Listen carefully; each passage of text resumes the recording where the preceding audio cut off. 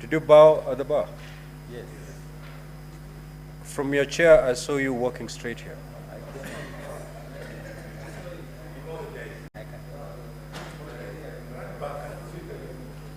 No, it's okay, Senator Lomino. Proceed, but next time abide by our rules and procedure. Thank you, sir. Thank you, sir.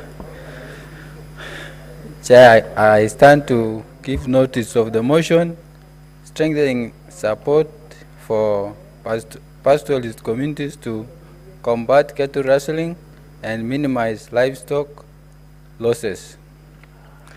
That aware that the livestock sector plays a crucial role in economic well-being and cultural identity of many communities, particularly in arid and semi-arid regions of Kenya.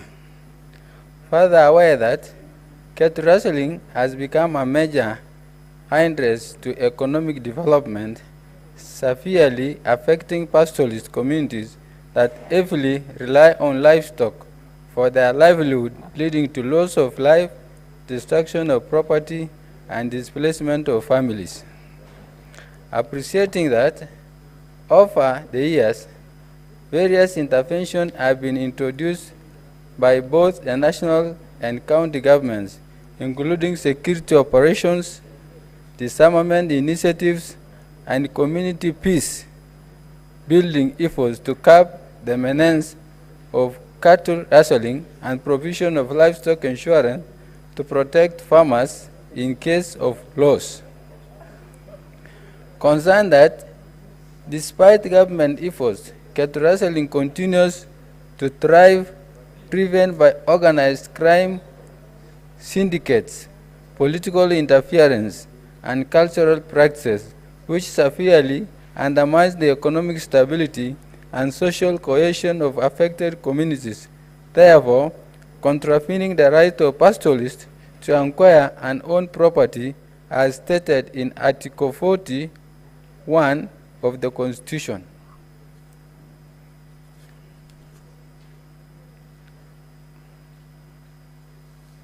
I think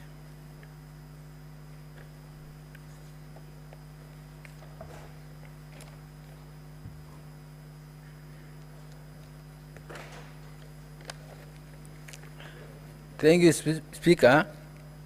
Further concerned that the lack of adequate legal framework, affordable and comprehensive insurance schemes for livestock, and financial security for pastoralist communities has left many families vulnerable to poverty due to the theft of their livestock and the impacts of climate change, particularly drought, which aggravates these challenges.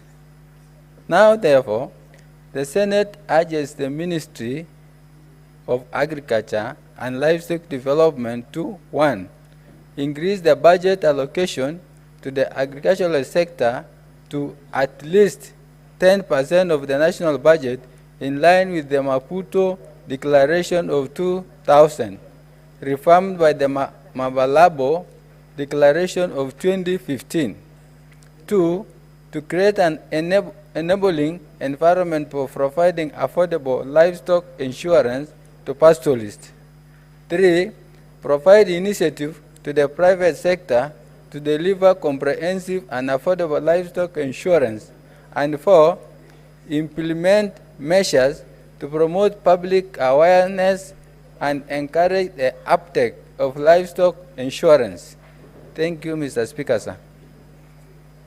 Next order.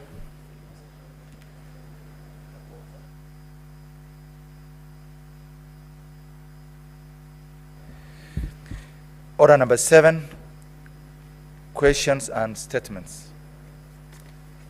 Statements pursuant to Standing Order 52-1. Senator Fernandi.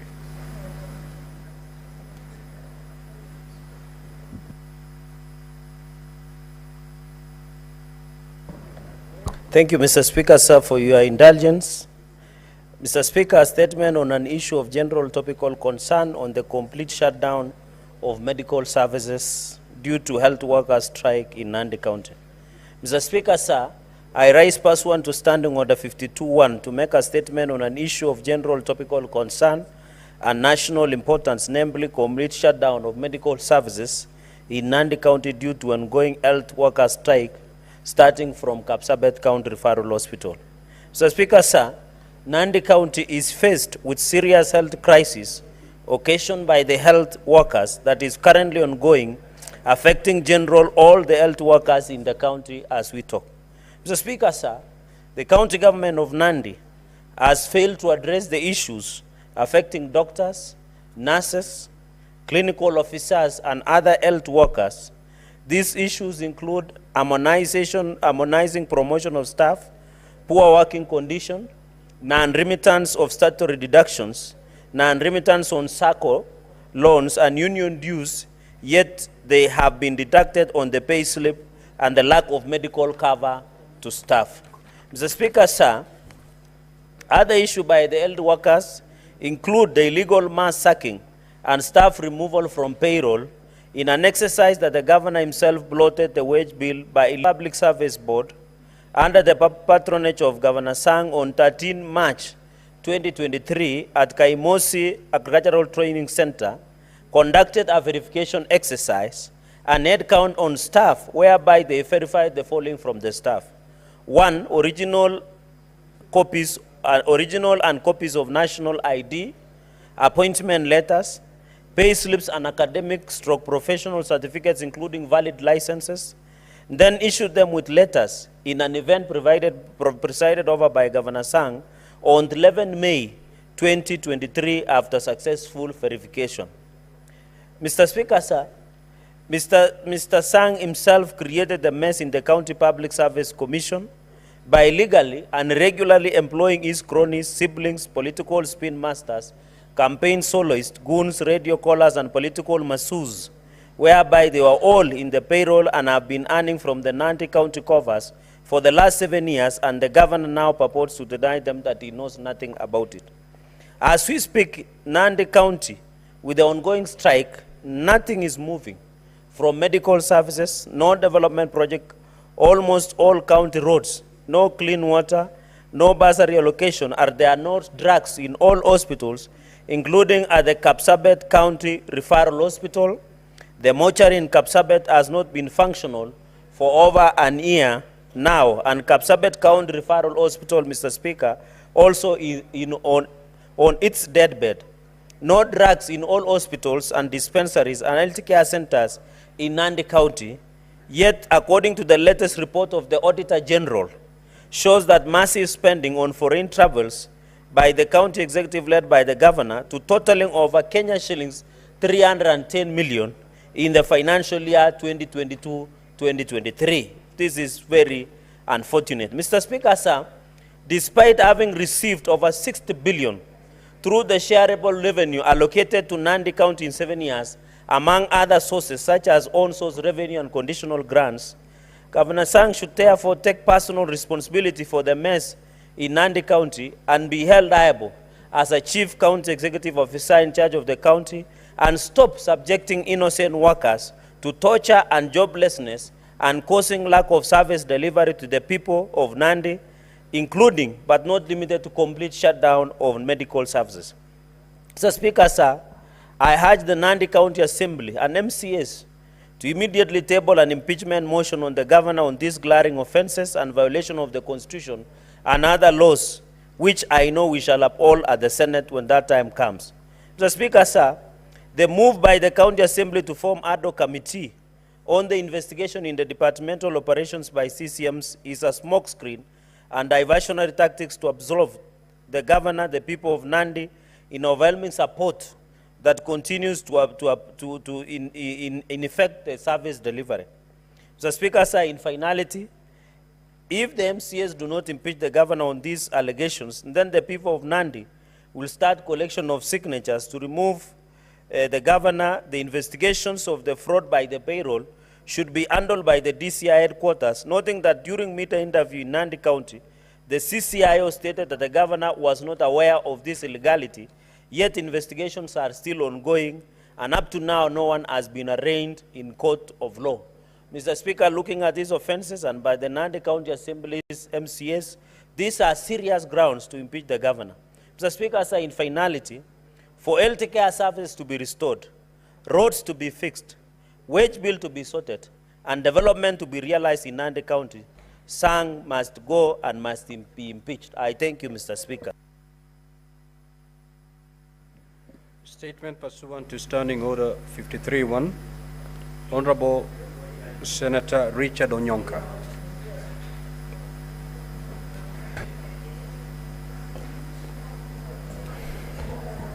Thank you, Mr. Speaker, for giving me the opportunity. Mr. Speaker, I rise pursuant to Standing Order number 53-1 to seek a statement from the Standing Committee on Health regarding the Integrated Health Information Technology System, IHTS, project of the Social Health Authority, which aims to digitize Kenya's health infrastructure by interconnecting patients, doctors, hospitals, and health services on a unified platform.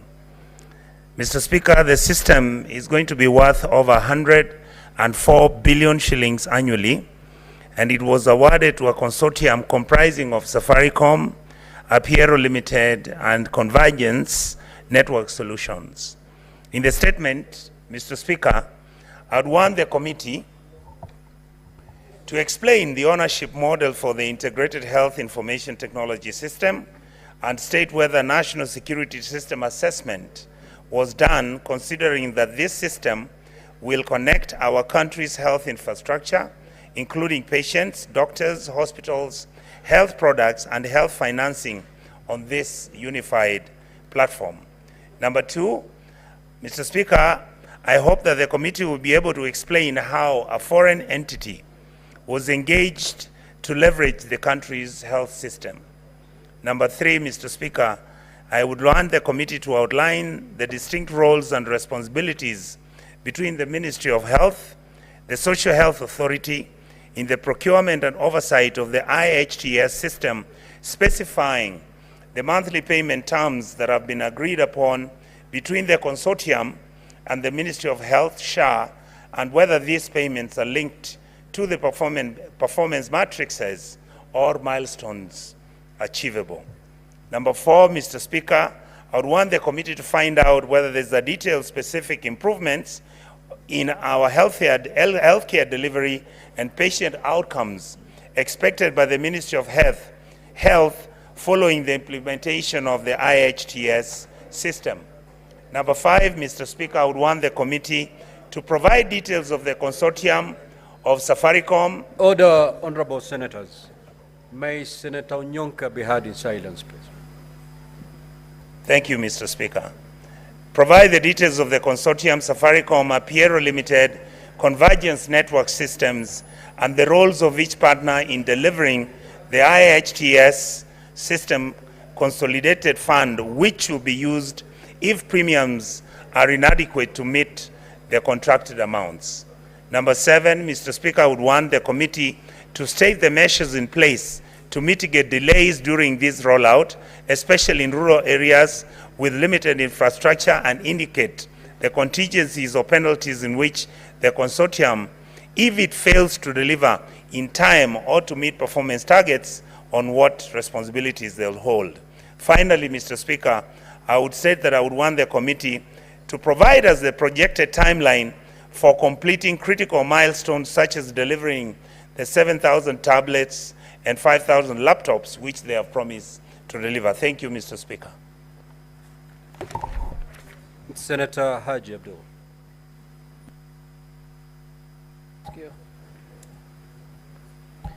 Thank you, Mr. Speaker. Mr. Speaker, sir, I rise pursuant to Standing Order 53-1 to seek a statement from the Standing Committee on Finance and Budget regarding the financial operations of county public service boards.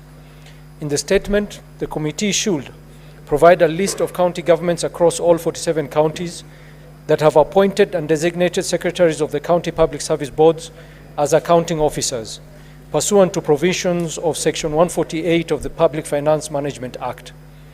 2. Disclose the total budgetary allocations to each county public service board from financial year 2014-2015 to date, and provide their respective approved budgets, including specific amounts allocated for each financial year. 3. State the actual amounts disbursed to each county public service board for each financial year since 2014 across all 47 county governments. And 4, outline any safeguards the National Treasury and Ministry of Economic Planning has established to ensure that the control of budget disperses funds on time to the county public service boards across all 47 county governments in accordance with the approved budget. Thank you.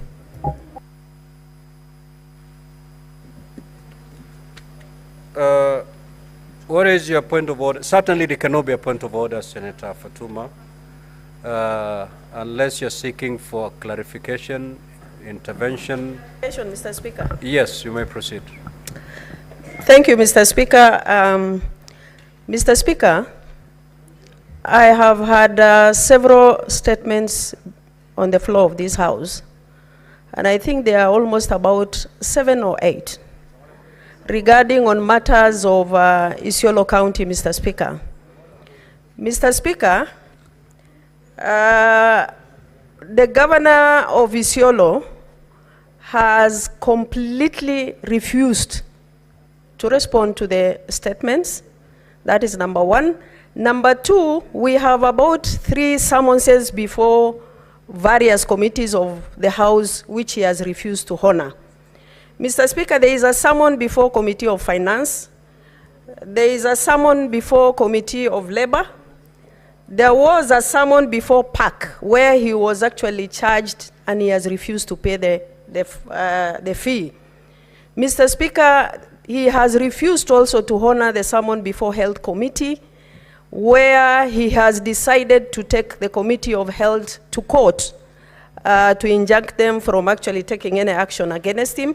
Mr. Speaker, on this particular one, we have our mortuary that has not been working for the last 1 year. Mr. Speaker, the Senate Committee of Public Health went to Isiolo to look at that particular mortuary.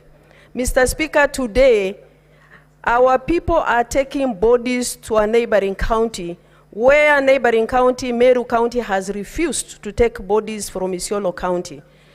Mr. Speaker, there is also a statement before Devolution and Cohesion where he has completely refused. Mr. Speaker, I have written to you regarding the same. Today, all the hospitals in Isiolo County are closed down because the nurses, the clinical officers, all the technical staffs have put down their tools. Mr. Speaker, I have actually cried to this House, Isiolo is bleeding. Mr. Speaker, I need direction from you because it's unacceptable. And if this happens, Mr. Speaker, all the governors are going to be disrespectful to this particular House. Mr. Speaker, it is in public domain where the governor of Isiolo said he is not going to appear before Senate and nobody is taking him anywhere. Mr. Speaker, I have a motion before this House to stop budget going to Isiolo County, which I'm going to move on some of actually mismanagement and irregularities that are happening in Isiolo County. Mr. Speaker, kindly respond to my letter and give us direction on this particular matter because Isiolo today is shut down as far as service delivery is concerned. I thank you. Thank you. Thank you, Senator Dulo. I will give my directions on the Isiolo matter first thing on Monday before we proceed with the Kericho governor impeachment. Senator Wakili Sigei.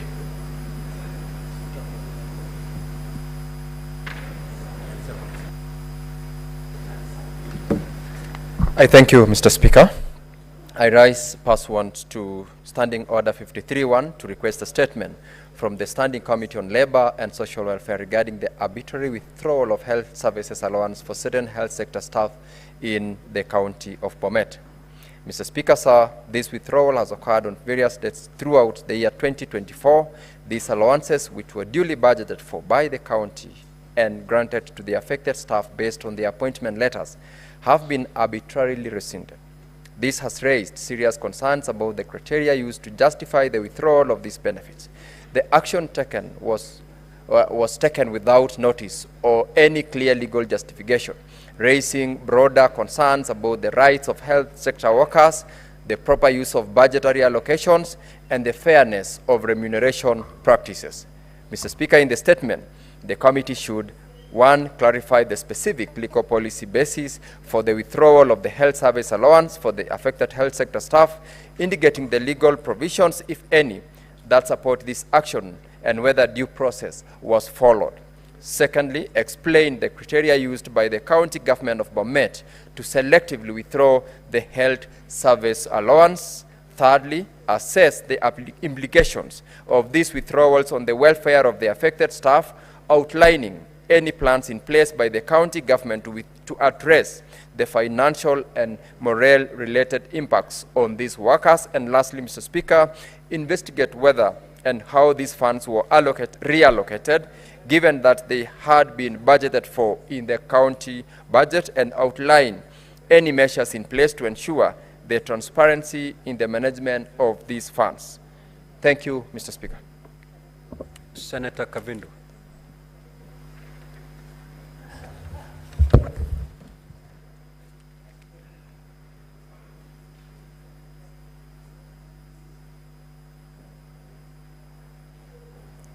Thank you, Mr. Speaker, for this opportunity to read my statement on the loss of documents used to print title deeds.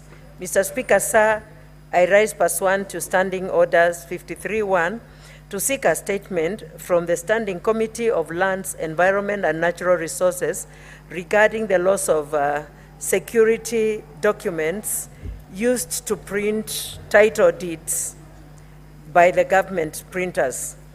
Mr. Speaker, sir, this incident possesses a significant threat to the integrity of lands ownership documents in our country and could potentially lead to widespread land fraud.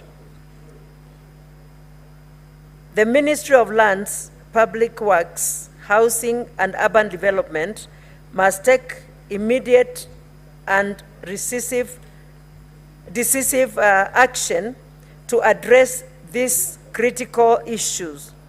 In the statement, the committee should 1.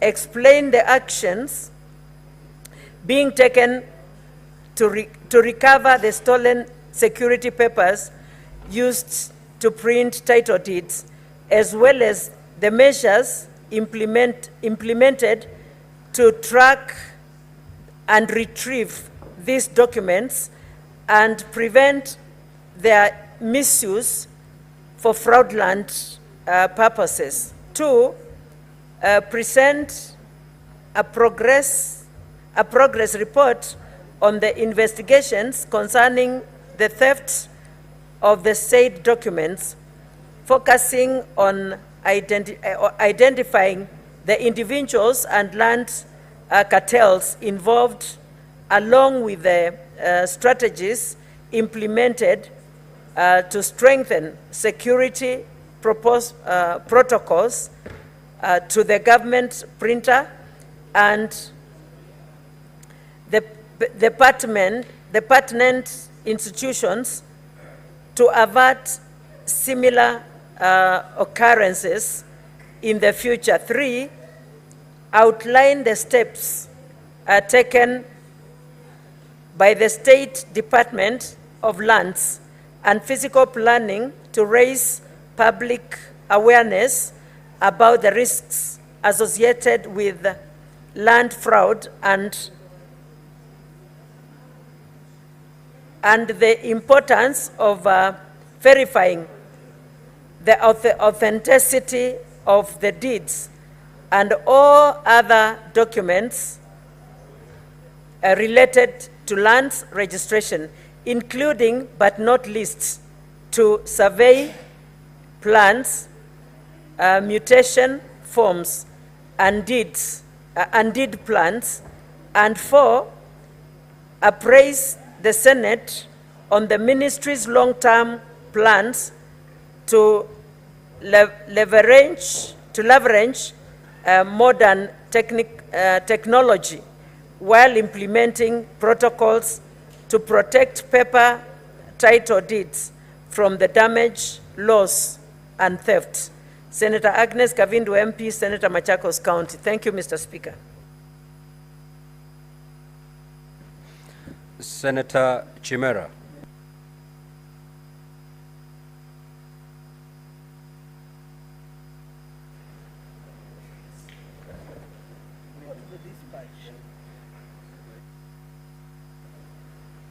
Thank you, Mr. Speaker.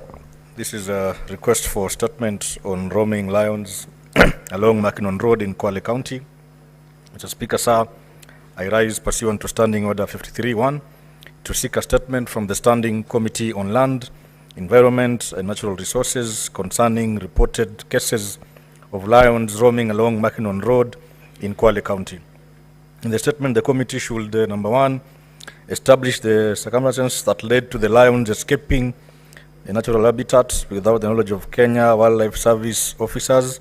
Number two, assess the damage inflicted by these lions on the local community and clarify whether compensation has been provided to the affected individuals. Number three, state whether there are plans to involve local communities in conservation education programs aimed at raising awareness regarding coexistence with wildlife and the importance of timely reporting of such incidents to prevent further damages, injuries, and imminent fatalities.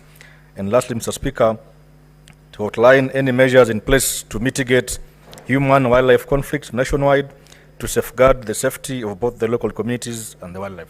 Thank you, Mr. Speaker. Senator Lominen.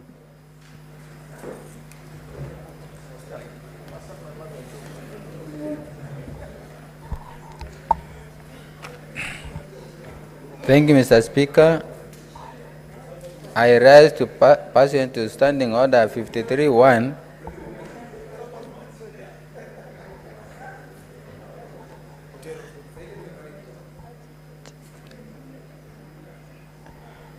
Mr. Speaker, sir, I rise pursuant to Standing Order 53-1 to seek a statement from the Standing Committee of Energy on the persistent power blackouts and electricity rationing in Lodwar and other major towns in Turkana County. Mr. Speaker, sir, despite being home to the Takwel Gorge Hydroelectric Power Station, which generates 106 megawatts of electricity, major towns in Turkana County remains unconnected to the national grid and continue to rely on diesel generators for power. Just last week, 2 key diesel generators failed in Lodwar, leading to severe electricity rationing, with residents now receiving power for only 4 hours a day. These has crippled businesses, forced government offices and non-governmental organizations to cease operations and cause widespread disruption of businesses.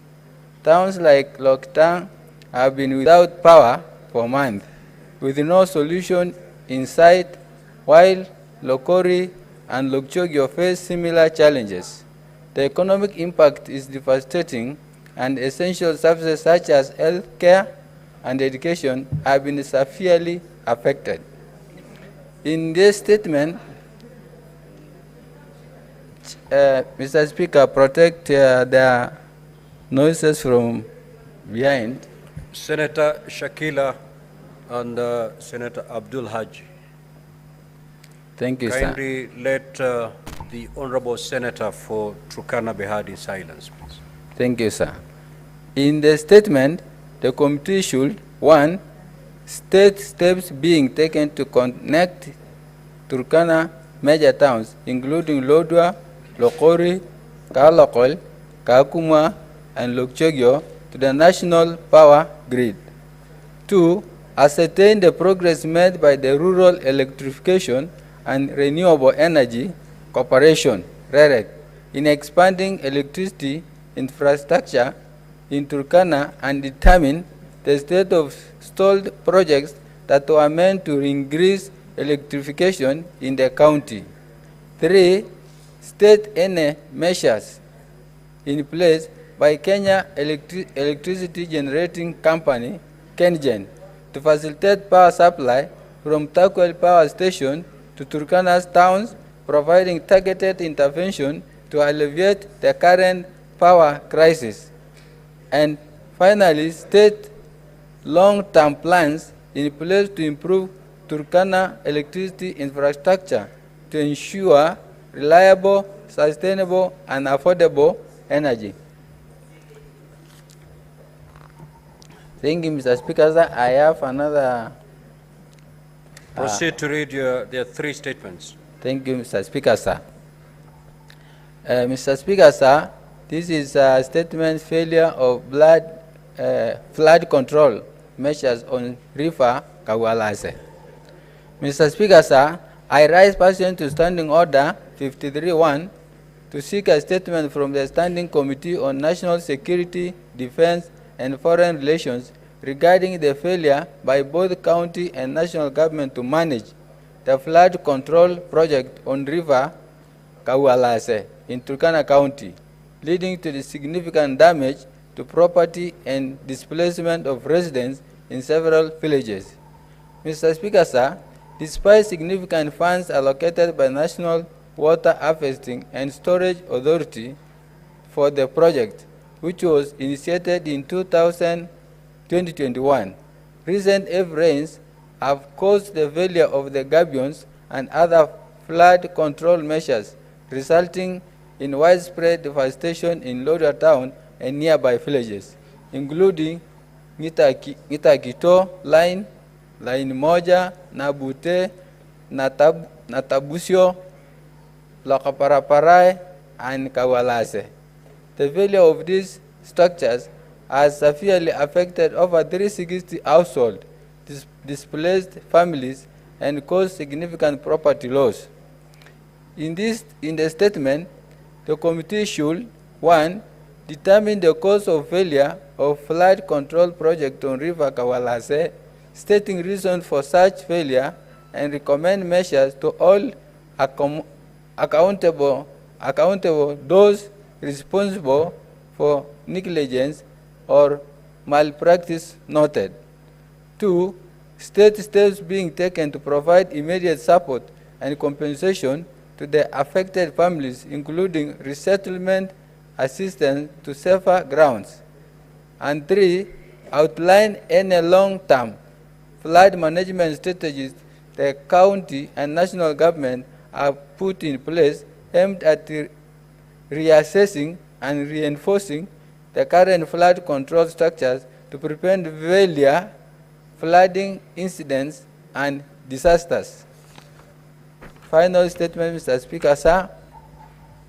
This is a statement on the health and environmental impact of exploration of oil and natural gas well drilling in Turkana County.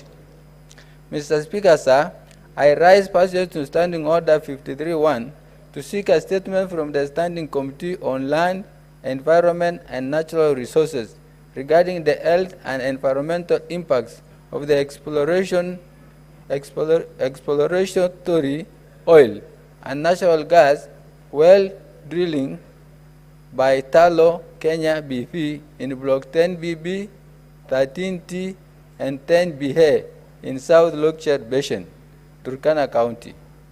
Mr. Speaker, sir, communities living near the drilling sites have expressed serious concern regarding water contamination and environmental degradation caused by hazardous waste from the drilling activities, which have already resulted in death of numerous livestock and poses significant risks to human health.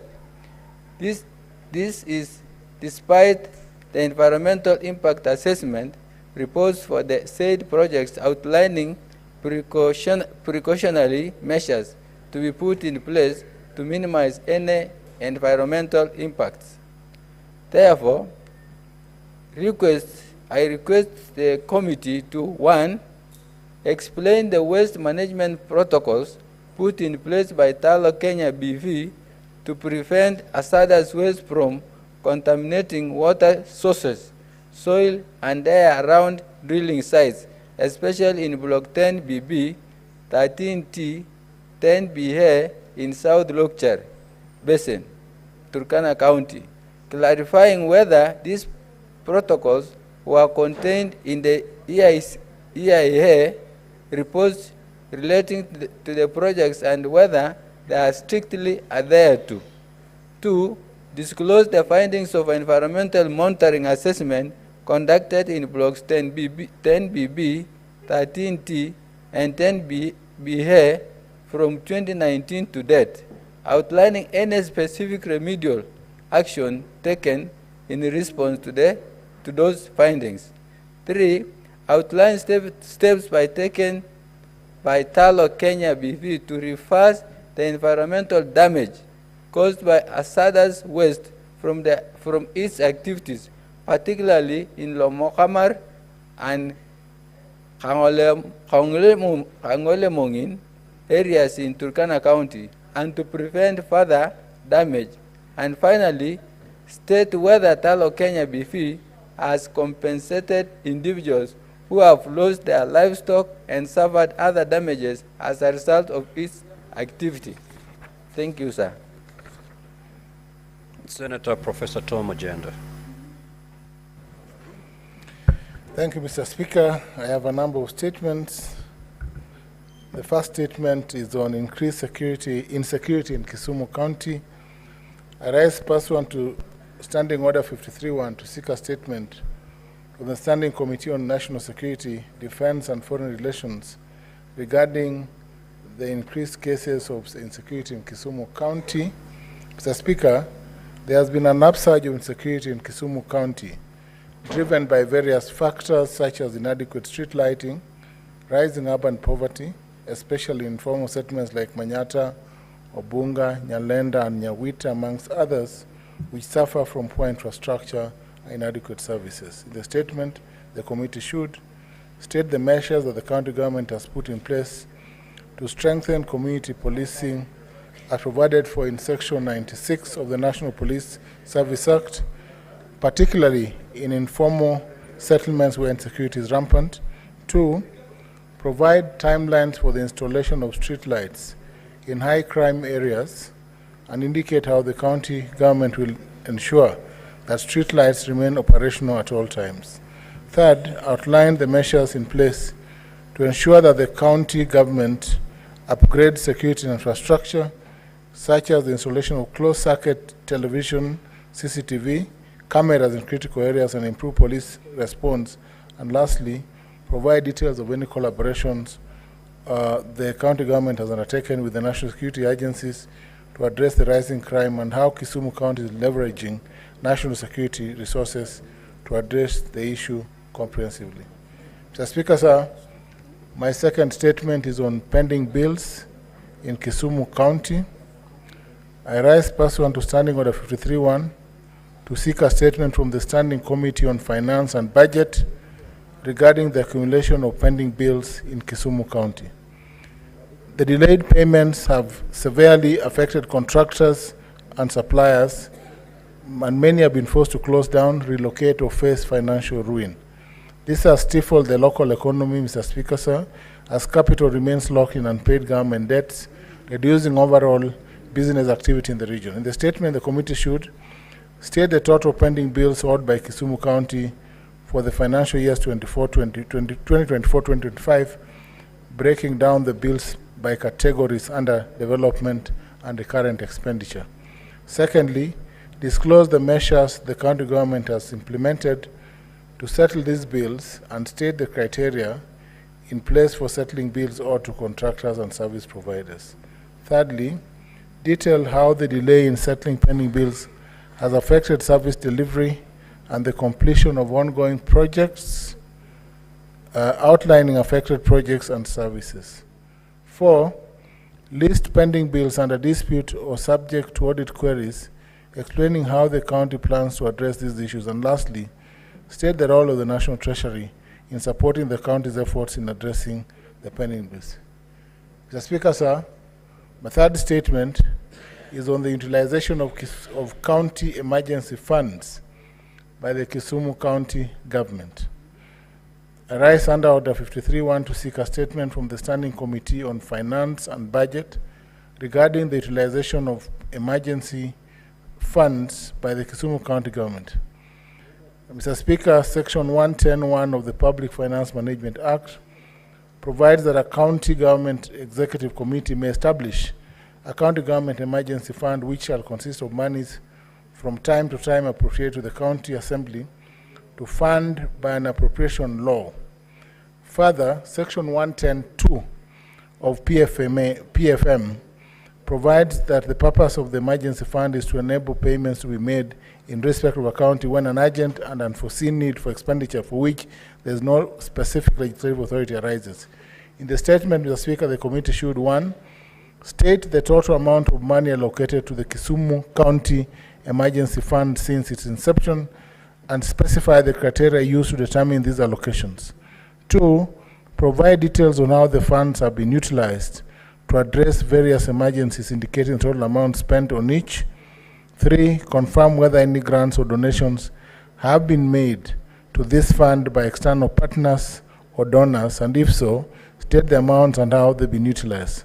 4, provide a list of companies and entities that have benefited from the fund through tenders, including information of their ownership, and establish whether the tenders were awarded competitively. And lastly, state measures in place to ensure the fund is used exclusively for its intended purpose, to guarantee accountability of its use. Lastly, Mr. Speaker, sir, I have a statement on the delays in salary payments and non-remittance of statutory deductions in Kisumu County. Mr. Speaker, I rise under Order 53 to seek a statement from the Standing Committee on Labor and Social Welfare concerning chronic delays in the payment of salaries, non-remittance of statutory deductions, and poor working conditions of staff by the county government of Kisumu. Apart from Kisumu County receiving disbursement of the National Treasury, the county also collects its own source revenue, OSR, that can be used to offset costs such as salaries and statutory deductions. Given the importance of having a motivated and a fully functional human resource, it is absurd, Mr. Speaker, that the county government of Kisumu has not prioritized these payments and is seemingly neglecting its financial responsibilities. Such malfeasance from the county government has led to a demotivated workforce, with employees undergoing a lot of frustrations pegged to payments of house rents, school fees, food for their families, defaulting on loan payments, and some being heavily penalized by banks, while others have been blacklisted with the Credit Reference Bureau, CRB, as a result of non-payment of salaries. In the statement, Mr. Speaker, the committee should explain the measures that the county has taken to address the chronic delays in payment of salaries, the remittance of statutory deductions, and poor working conditions, exacerbated by lack of appropriate tools and resources of county government staff in contravention of Article 41 of the Constitution and Section 19 of the Employment Act. 2, provide details of on-source revenue, OSR, the Kisumu County has collected over the past 3 financial years, and explain why this revenue has not been used to defray certain statutory deductions and other personal loan deductions promptly, despite the provisions of PFMA and Section 60 of County Government Act 2012. Outline the measures put in place by the county government to prevent further delays in salary payments and ensure timely remittance of statutory deductions, even when the national disbursement of treasury are delayed. And lastly, state whether the county has considered the legal implications of non-compliance with Sections 18 and 19.5 of the Employment Act 2007, especially regarding delays in salary payments and failure to remit statutory deductions, and explain any measures it has put in place to address such implications. Thank you, Mr. Speaker. Next order.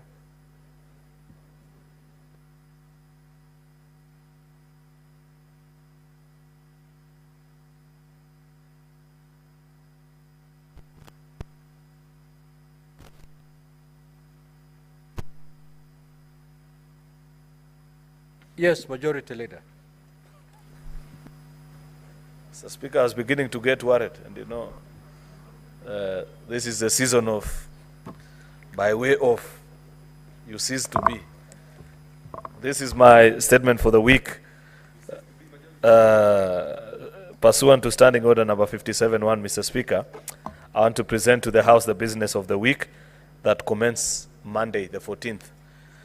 As colleague senators, you are aware, at the sitting of the Senate held yesterday, Tuesday, 8th of October 2024, the Speaker communicated by way of message a resolution of the County Assembly of Kericho on the proposed removal from office by impeachment of Honorable Dr. Eric Mutai, Governor of Kericho County, following the defeat of a motion for the establishment of a special committee pursuant to Section 33(3)(b) of the County Governments Act and Standing Order number 81(b)(1) of the Senate. The Speaker gave directions that the hearing of the proposed removal from office by impeachment of the Governor of Kericho will be held in plenary on Monday 14th and Tuesday 15th of October 2024. So, Senators, please do note so that you don't return to Nairobi on Tuesday and you miss certain things. Accordingly, an order paper in this regard will be issued by the Clerk of the Senate to facilitate the hearing, together with the timetable and the program of activities. Similarly, Honorable Senators, you will recall that this morning, the Speaker of the Senate also communicated by way of a message a resolution of the National Assembly on the proposed removal from office by impeachment of His Excellency Rigathi Gachagua, the Deputy President of the Republic of Kenya. Following the defeat of a motion for the establishment of a special committee pursuant to Article 145(3)(b) of the Constitution, the Speaker gave directions that the hearing of the proposed removal from office by impeachment of Deputy President of the Republic of Kenya will be held in plenary on Wednesday the 16th October, Thursday 17th October. Remember, you further gave clarifications, Mr. Speaker, that should there be need to extend beyond the 2 days after realization of the bundle of documents that we have to interact with, you will give further guidance, Mr. Speaker, and therefore we await your guidance. This will be an extremely busy week. Consequently, actually, a procedural motion for the alteration of the calendar and the meeting dates and times for Wednesday 16th October and Thursday 17th October has been listed in the order paper at order number 8, the next order which you are just about to consider, to allow for the hearing to be taken within the stipulated times. We have, Mr. Speaker, out of the abundance of caution as well, ensure that the way the motion is drafted is that we will not leave this chamber until we conclude the business listed on that particular day. And those who have been here long enough know that there's nothing unusual. In an impeachment process, there are times we've left here even as late as 3 a.m. It happens, Mr. Speaker. And that's why we are providing the procedural motion in the way and format that it did, so that we don't run into the kind of challenges that we did the last time we had an impeachment motion, Mr. Speaker. So it'll be an extremely busy 4 days. First time in the history that as Senate we are considering 2 impeachments in 1 week. Very consequential week for the Senate and the Republic of Kenya, for the people of Kericho as well as for the people of the Republic of Kenya. So I had earlier, Mr. Speaker, mentioned, and it appeared like a joke, but I want to reiterate for my colleagues that you be cautious even in your weekend endeavors, Mr. Speaker, because there's a lot before us, and you never know what might happen. Leader, can you stick to your statement? It is in my statement, Mr. Speaker. I'm reading it off. Are you questioning the chair? Not the chair. Mr. Speaker, it is in my statement that even Senator Hezena needs to be careful where she goes this weekend, Mr. Speaker. At its meeting, Mr. Speaker, held on Tuesday, 8th October, the SBC approved the next set of questions to be scheduled in the order paper for Wednesday, 16th October. However, given our schedule for the aforementioned hearings, we will reschedule the questions to Wednesday, 23rd of October, 2024. And the summary of those questions is there are questions to the CS of Energy by Dr. Odinga, and to the same CS by Senator Shakila Abdallah, and to the CS for Interior by Senator James Burango, and the CS for Interior, another question by Senator Daniel Maanzo. There is a question also to that CS, Cabinet Secretary for Interior, question number 79 by Joe Nyotu. A question to the CS for Interior also by Senator Agnes Kavindu, question number 84. A further question to the CS for Energy and Petroleum by Senator Recha Murgor. Then a further question to the CS for Interior by Senator Kathuri Murungi. A further question to CS Interior by Senator Professor Ujenda. 2 questions actually. And a further question by Senator Murango to the CS for Interior. Further 2 questions.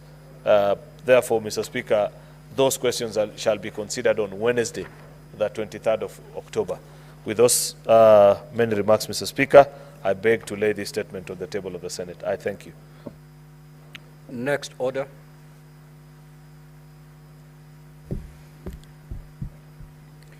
Order number 8, procedural motion.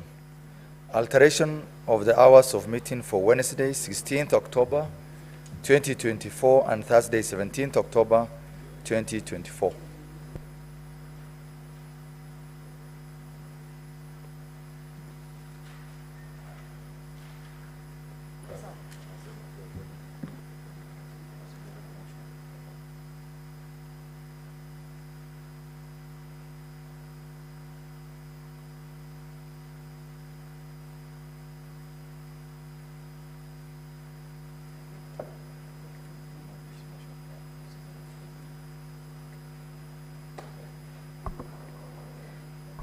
Mr. Speaker, sir, I beg to move a motion.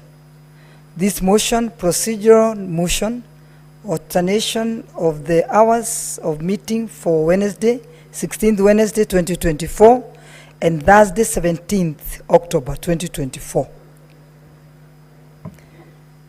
That notwithstanding the resolutions of the Senate made pursuant to Standing Order 32 on 15th February 2024, 26th June 2024, 19th August 2024, and 17th September 2024 on the approval of the Senate calendar, regular sessions.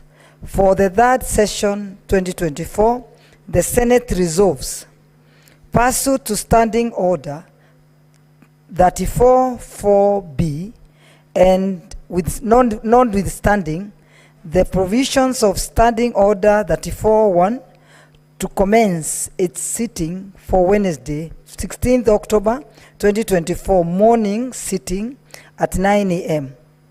Pursuant in Standing Order 34-4B, to hold a sitting on Thursday, 17th October 2024, starting at 9 a.m.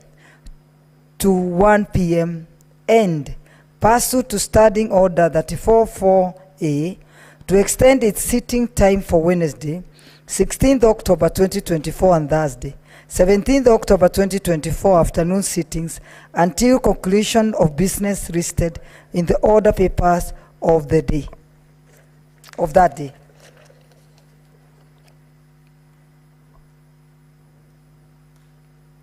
Sub 103, Wednesday, October 09, 2024, afternoon sitting, 1962. In order to investigate the purpose removal from the office by impeachment of His Excellency Rigathi Gachagua, EGH, the Deputy President of the Republic of Kenya.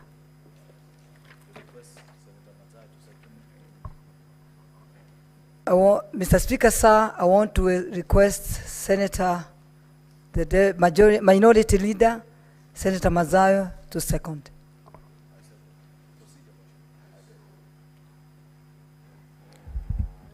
Thank you, Mr. Speaker, sir. I second.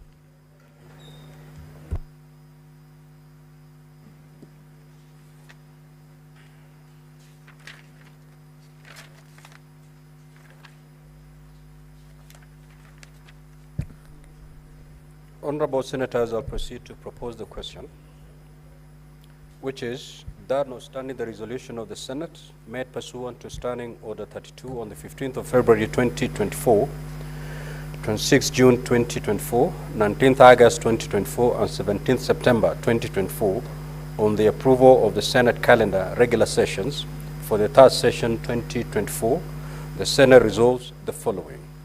Pursuant to Standing Order 34-4B and notwithstanding the provisions of Standing Order 34-1, to commence its sittings for Wednesday, the 16th of October 2024, morning sitting at 9 a.m. 2. Pursuant to Standing Order 34-4B, to hold a sitting on Thursday, the 17th of October 2024, starting at 9 a.m. to 1 p.m. And 3.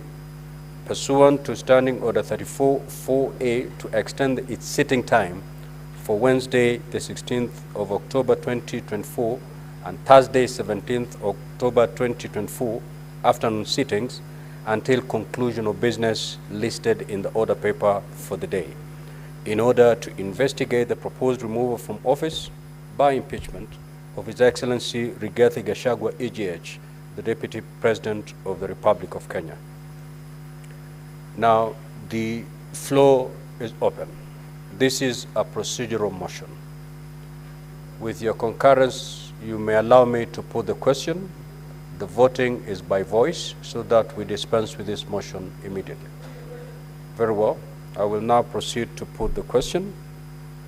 That notwithstanding the resolutions of the Senate made pursuant to Standing Order 32 on the 15th February 2024, 26 June 2024, 19th August 2024, and 17th September 2024, on the approval of the Senate calendar regular sessions for the third session 2024, the Senate resolves as follows. 1. Pursuant to Standing Order 34-4B, and notwithstanding the provisions of Standing Order 34-1, to commence its sittings for Wednesday, 16th of October 2024, morning sitting at 9 a.m. 2. Pursuant to Standing Order 34-4B, to hold a sitting on Thursday, the 17th of October 2024, starting at 9 a.m. to 1 p.m. And 3. Pursuant to Standing Order 34-4A, to extend its sitting time for Wednesday, 16th of October 2024, and Thursday, 17th October 2024, afternoon sittings until conclusion of business listed in the order paper of the day, in order to investigate the proposed removal from office by impeachment of His Excellency Rigathi Gachagua, AGH, the Deputy President of the Republic of Kenya. Will as many as of that opinion say aye? Aye. Will as many as of the contrary opinion say nay? The ayes have it. Now, honorable senators, this resolution you just passed will have meaning if by 9 we have quorum in the chamber. There will be no point of passing such a resolution and then the bell rings for 10 minutes, another 10 minutes, then we start at 9:30. That is the regular time we always start. So let this resolution then make us be in the chamber at 9, so that we don't have to ring the quorum bell. If we do that, I believe the 2 days will be adequate to cover the hearing on this particular matter. Next order, please.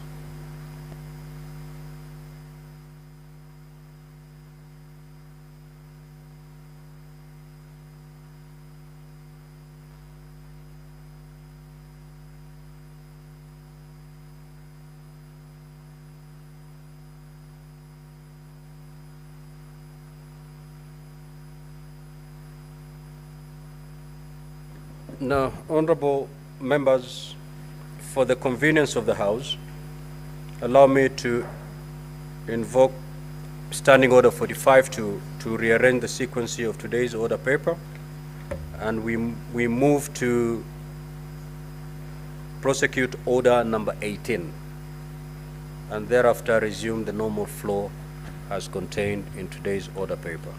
Clerk, proceed to call that order. Order number 18, the Election Offences Amendment number 2 Bill, Senate Bills number 28 of 2024. Second reading. Majority Leader.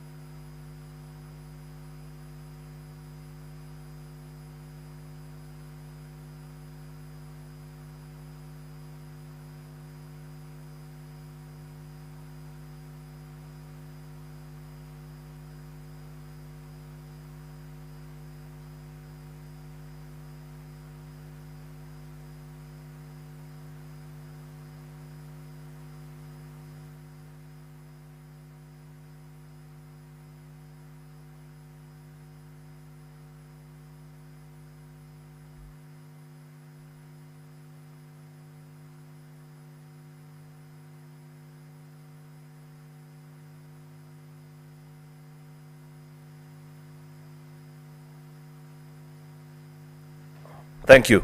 Mr. Speaker, I beg to move that the Election Offences Amendment Bill, Senate Bill number 28 of 2024, be now read a second time.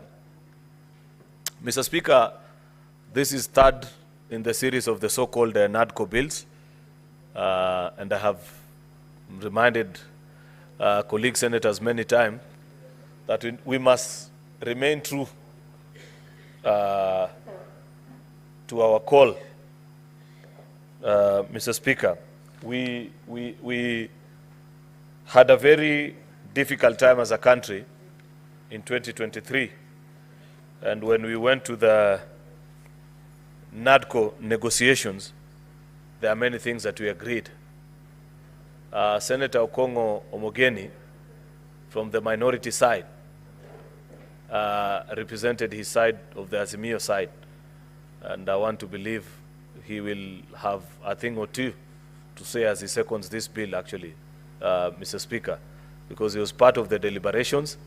He knows very well the presentations and the submissions that Kenyans made to us for, I think it was close to a month at the Bomas of Kenya, where citizens felt that there are certain things that were not right in this country, and they wanted us to address the same.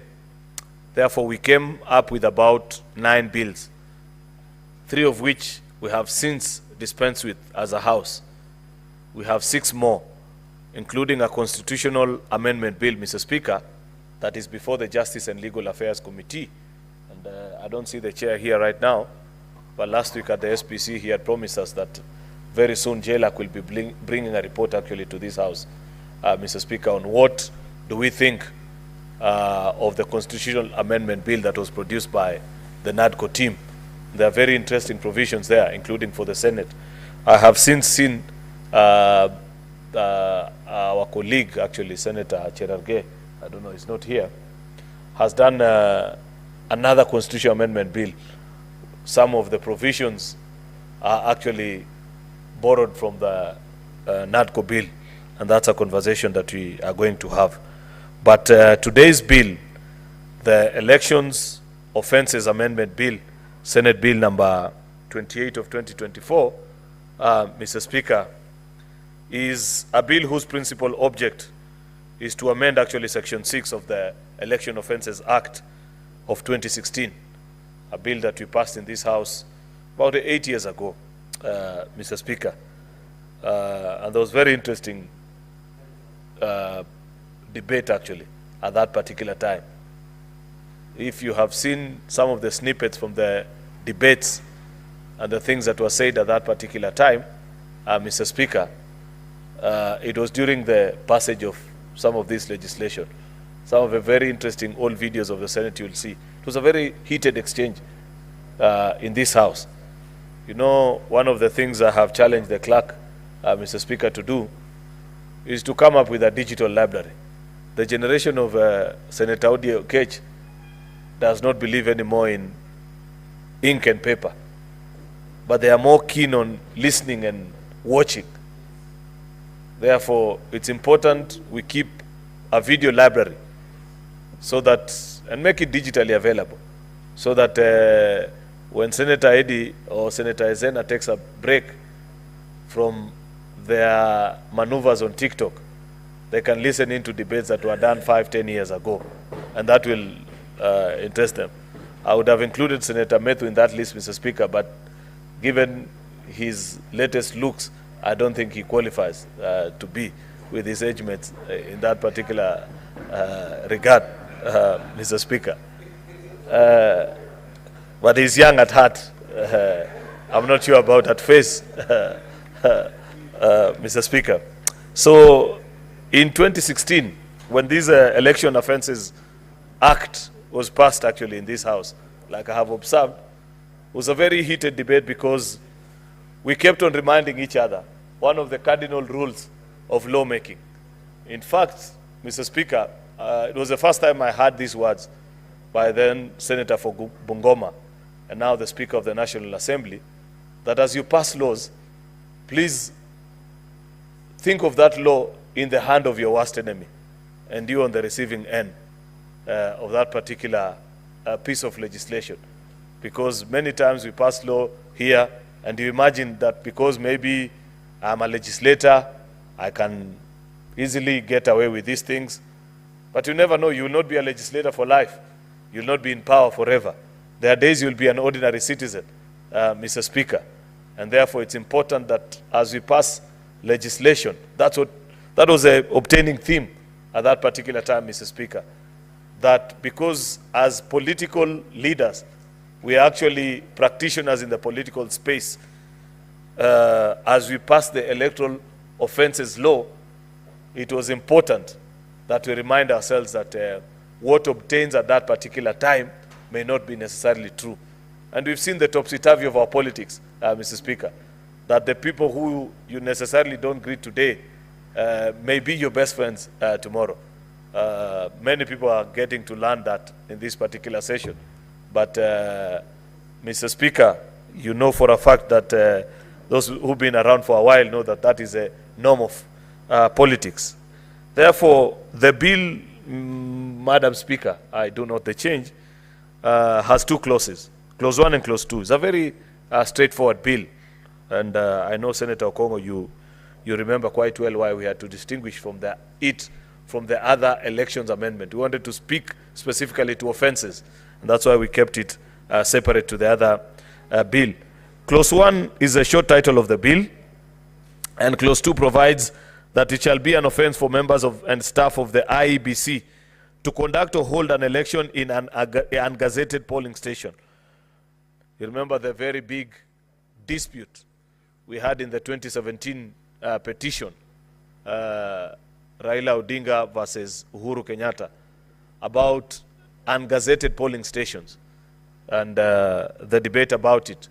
And it was at that time that we insisted, actually, Mr. Speaker, on the need for an entire gazettement of polling stations and it being prominently displayed. Further, the clause creates offences for members of staff of commission who unreasonably delay in declaring election results or knowingly alter declared election results. You know the dispute that we've had. And there is a history to this. Those that have seen the sunshine more times than I, like Senator Oburu, Mr. Speaker, will tell you the journey that the country has traveled, that it was not unusual back in the days of Kanum Lolongo system, Mr. Speaker. Legend has it. For me, it's legend. For people like Senator Oburu, this is a kind of life that they live through, Mr. Speaker, that you will go to an election and you know the way they conducted elections that time. If it's Senator so-and-so, your agent will hold your picture and people will queue behind. And many times, because the returning officer was the district commissioner, Mr. Speaker, they would declare the result that the powers that be wanted. And it didn't matter how many people you had on your queue. Many are the times that we hear the short queue was declared to be the longer, and the longer the shorter, Madam Speaker. With the advent of the new constitution, while we thought we had slayed the dragon of electoral malpractices, Madam Speaker, that ghost has refused to die. And it's not unusual to find that after an election, you find an election official, Madam Speaker, take inordinately long before making a declaration, despite the fact that all results have come in, all polling stations have been declared, but for one reason or the other, they're just taking long in making a declaration. In fact, there are many elections, actually, Madam Speaker, that in the last 1 or 2 elections, you find that the results were declared days after. And there was no justifiable reason why the same cannot be done. I look forward to a time, Madam Speaker, where we will be living in a country where elections can be held in the morning, the results are declared in the evening, and the following day, people are back to work like nothing happened.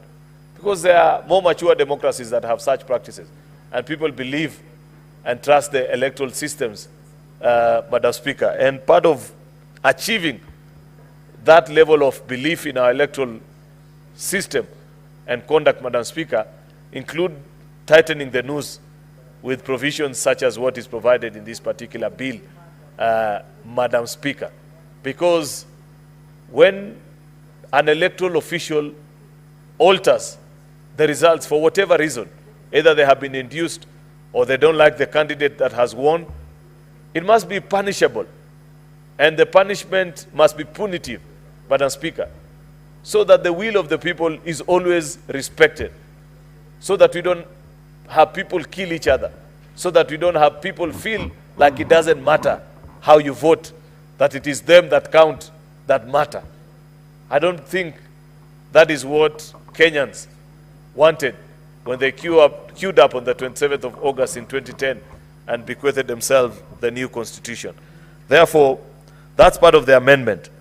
The provision set out under Clause 2 is crucial, Madam Speaker, because it helps in upholding the credibility of our electoral processes by specifying that only designated polling stations may be used to conduct or hold an election, and will not only help prevent potential manipulation or irregularities, but will also fortify democratic principles of free and fair elections, ultimately fostering public trust in the electoral systems, Madam Speaker.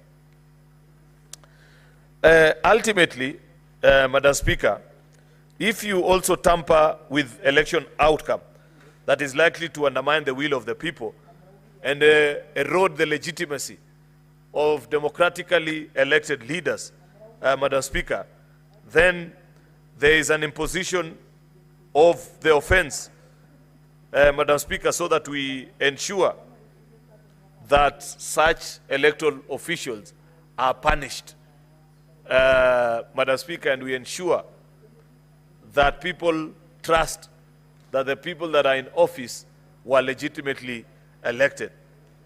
Therefore, Madam Speaker, this is just a cleanup. Like I had told you, you remember, Madam Speaker, this was still at the time where there were disputes about how elections were carried out, who made a declaration here or there, whether it was rightfully done or not, Madam Speaker. Therefore, I really believe, Madam Speaker, that this is an extremely important piece of legislation, which I want colleague senators to support so that we can conclude on this conversation and ensure that we tighten the noose in terms of belief in our electoral processes, Madam Speaker. I wish to state that the integrity of the electoral process is fundamental to the proper functioning of a democratic society, and therefore I urge senators to support this bill and make any further addition. But remember, there is a cardinal rule that we agreed on how we are going to treat these so-called NADCO bills, Madam Speaker, that even by amendments, they have to be negotiated in a bipartisan way, that you need the nod of yours truly and Senator Stewart Maza and the team that he leads to concur, because there's a long, rigorous way which we arrived at these bills, and Senator Okongo Mogeni knows that we worked long and hard deep into the night sometimes to agree on some of these provisions. But nonetheless, as a legislature, we have the full authority and the final say in terms of any piece of legislation that takes the full force of law. We are the final body. Therefore, it is not to gag members in any way, but just to remind them of a cardinal principle that a good turn deserves another. And when you reach an agreement, it's always important to honor it. Therefore, Madam Speaker, with those many remarks, I beg to move and request my colleague who served with me in the NADCO team, the Senator for Nyamira, Senator Okongo Omogeni, Senior Counsel, to second. I thank you. Senator Mogeni.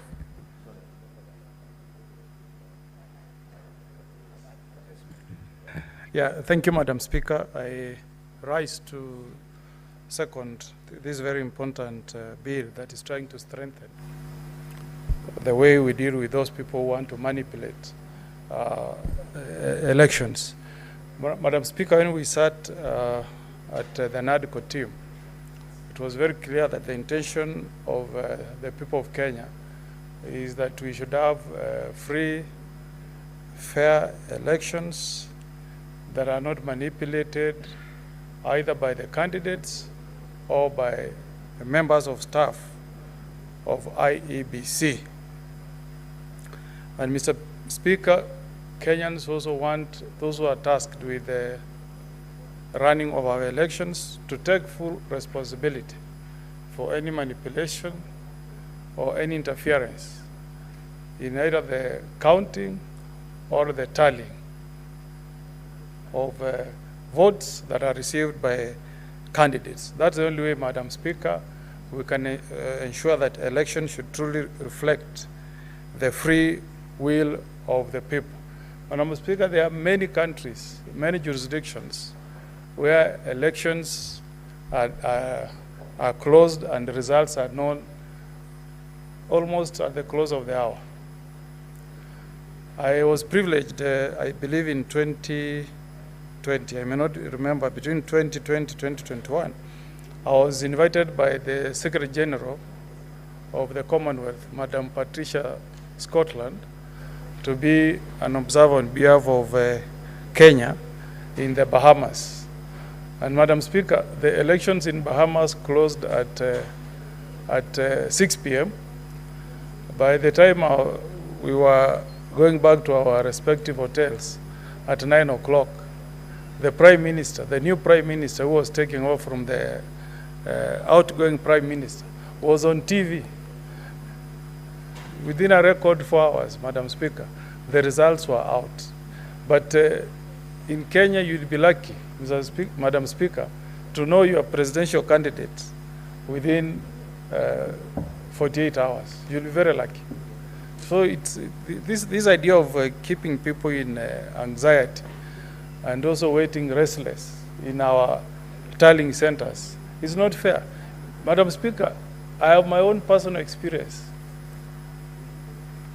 Elections are conducted on a Tuesday, Madam Speaker, and you will never be handed a certificate to come back to Nairobi as a member of parliament or a senator till the third day. And there's this fear among candidates that if you get out of a polling station, your results will be altered and the certificates of a winner can be given to another. It is inhuman, Madam Speaker. It is totally inhuman, Madam Speaker. You stay the first night in a tallying center the whole night. You stay the following day. You get your results or your certificate the third day, Madam Speaker. We cannot justify why we should be treated to such inhuman treatment by the officials running our elections. Madam Speaker, with the technology, with enhanced staff for IEBC, we should know our results in real time. And what makes it worse, Madam Speaker, we are among few countries in the world where we do 6 elections in one. So you have to wait for the counting of the presidential results and the tallying, go to governor, go to senator, go to member of parliament, women rep, and finally to MCA. And Madam Speaker, it's now going to be worse because we also made proposals to allow the presidential elections to be counted, tallied first. And you can imagine how contentious presidential results can be. So if we don't create this offense of unreasonably delaying results, people can wait even up to 4 days. So these are very progressive proposal, Madam Speaker, and we want to challenge when we recruit new commissioners to IEBC, this should be top on the agenda, Madam Speaker. Even down here in Lusaka, when Akainde Ichilema was being elected president, we were in Zambia as observers. I was there with the Speaker then, Ken Lusaka, Madam Speaker. And I was pleasantly surprised that their results are released in a much quicker time than in Kenya, Madam Speaker. So I urge colleagues to support this very progressive amendment. This is actually for our own good as politicians, as people who run in elections. Senator Kalwale, you know how long it takes for you to get your results as a senator, I'm sure nobody here gets his results on the same night when the voting comes to a close. You'll be lucky to get them the following 2 nights. I don't know what the experience from Nakuru, but it takes a very, very long time. And Kenyans who appeared before us and NADCO were not impressed at all. The aspiration and the wish of Kenyans is that this should be done in really time. The other offense, Madam Speaker, that we are trying to address is alteration of results. Madam Speaker, I was privileged to handle the Raila Odinga election petition in 2013. And there is this defense that election officials will always put in their responses. They will tell you that this was an intentional mistake in, how do we call it, transmitting results from Form A to B, where you will find that a candidate in Form A may have scored 200, but when you go to Form B, when tallying is happening, the results will be exchanged with another candidate. And when the officials come to court, they will say that this was an intentional mistake, not deliberate, but an intentional. But you can't joke, Madam Speaker, with somebody's votes. If I've garnered 400 votes at the polling station, I expect the same votes to be protected, preserved to the tallying center, maybe for member of parliament or for a senatorial candidate.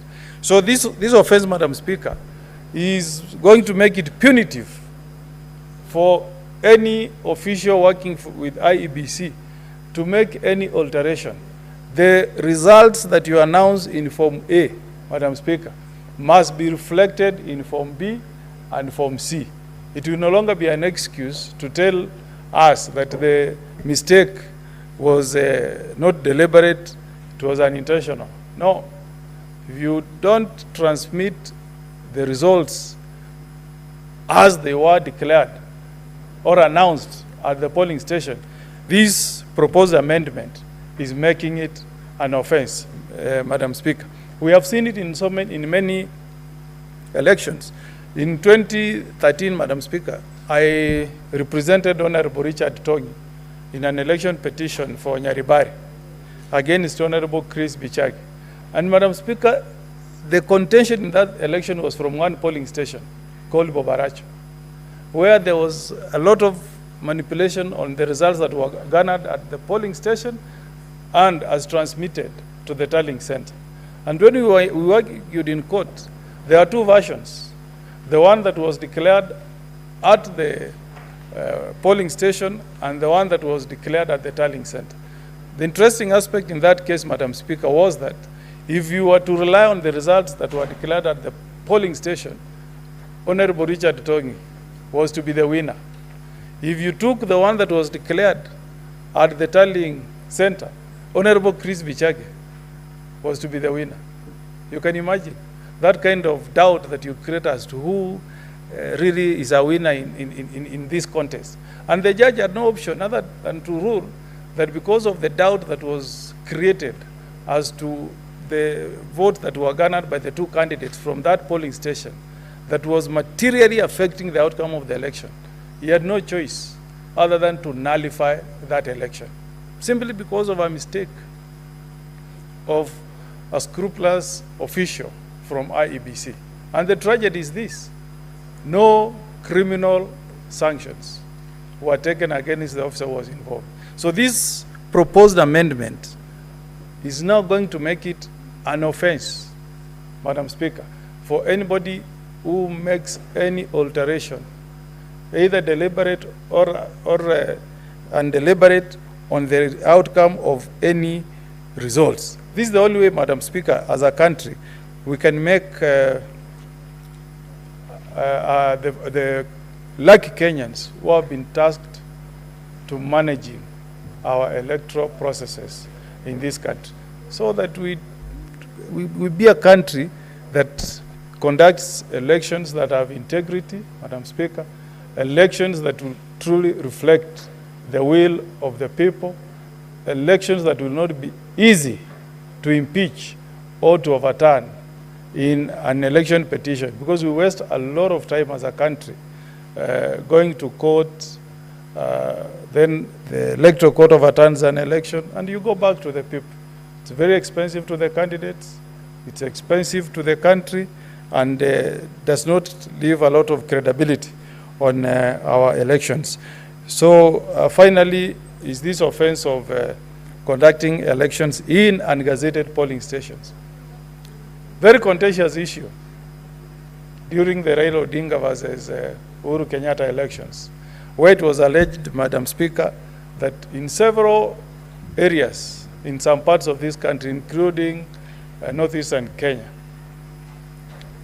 the electoral officials decided to convert, I don't know whether to say to convert or to create. They just started to create polling stations and say we were trying to take care of nomads. But you see, the law is very clear, Madam Speaker. It says a polling station must be gazetted.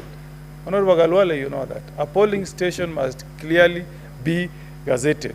So this particular amendment is making it a serious offense for any electoral official to conduct elections in ungazetted polling stations. Madam Speaker, if we have gazetted Girigiri Primary School as the polling station for Samaro Ward in West Mogirango, nobody has got powers to move that polling station, for example, to Tinga Market. It must be at that polling station. Whether we are pastoralists or farmers, there need to be certainty as to where a vote will be cast. Because you have observers, Madam Speaker, who must know where they are going to be stationed and observe the elections. You have the officials who are delivering electoral materials. They must know with certainty where they will deliver those materials. Some are drove from choppers, etc. So this again is making it clear that our polling stations must be known. There must be certainty. There should not be any doubt as to where one will vote. Madam Speaker, I've done so many election petitions. I was the first lawyer to petition the Supreme Court successfully in the case of Peter Gaderau Munya versus Kilemi Muiria, and the issues we are addressing here featured very prominently, all the way from the High Court, Court of Appeal, all the way to the Supreme Court. And I remember Kilemi Muiria questioning why a polling station that was closest to the tallying center was the last one to deliver election results. Because of the same thing we are trying to cure here, unreasonable delay. So I urge my colleagues to support this bill. This was a bipartisan bill. We took views from Kenyans. This bill was not meant to serve either the UDA coalition or the Azimio coalition. It's an attempt to do some cleanup on around how we conduct our elections, to make it more efficient, to build trust from Kenyans, and to ensure that the will of the people is truly reflected in our elections. With those many remarks, Madam Speaker, I beg to second. Thank you. Honorable Senators, I propose the question that the Election Offences Amendment Bill number 2, Senate Bills number 28 of 2024 be now read a second time.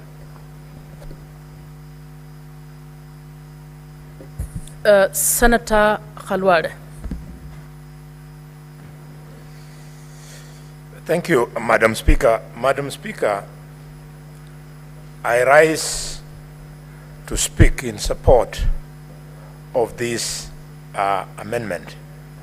And Madam Speaker, I do so with nostalgia because I remember that as stated in the statement of objects and reasons on the memorandum of this bill, the principal object of this bill is to amend Section 6 of the Election Act, Offences Act of 2016. Why with nostalgia? Is because, Mr. Speaker, I remember this act when we enacted it, it was the industry of a joint committee of both the Senate and the National Assembly in 2016. And I sat on that committee, Madam Speaker. I remember we pitched in a hotel for almost 2 weeks. Our chairs were Honorable James Orengo and Kreitu Murungi. Those were the co-chairs. And we did a very good job. That it has served us well, but again exposed the need for us to make further amendments, carries true. Order, Honorable Senator Tobiko and team, can you consult in law notes, please? Tones, please. Madam Speaker, thank you.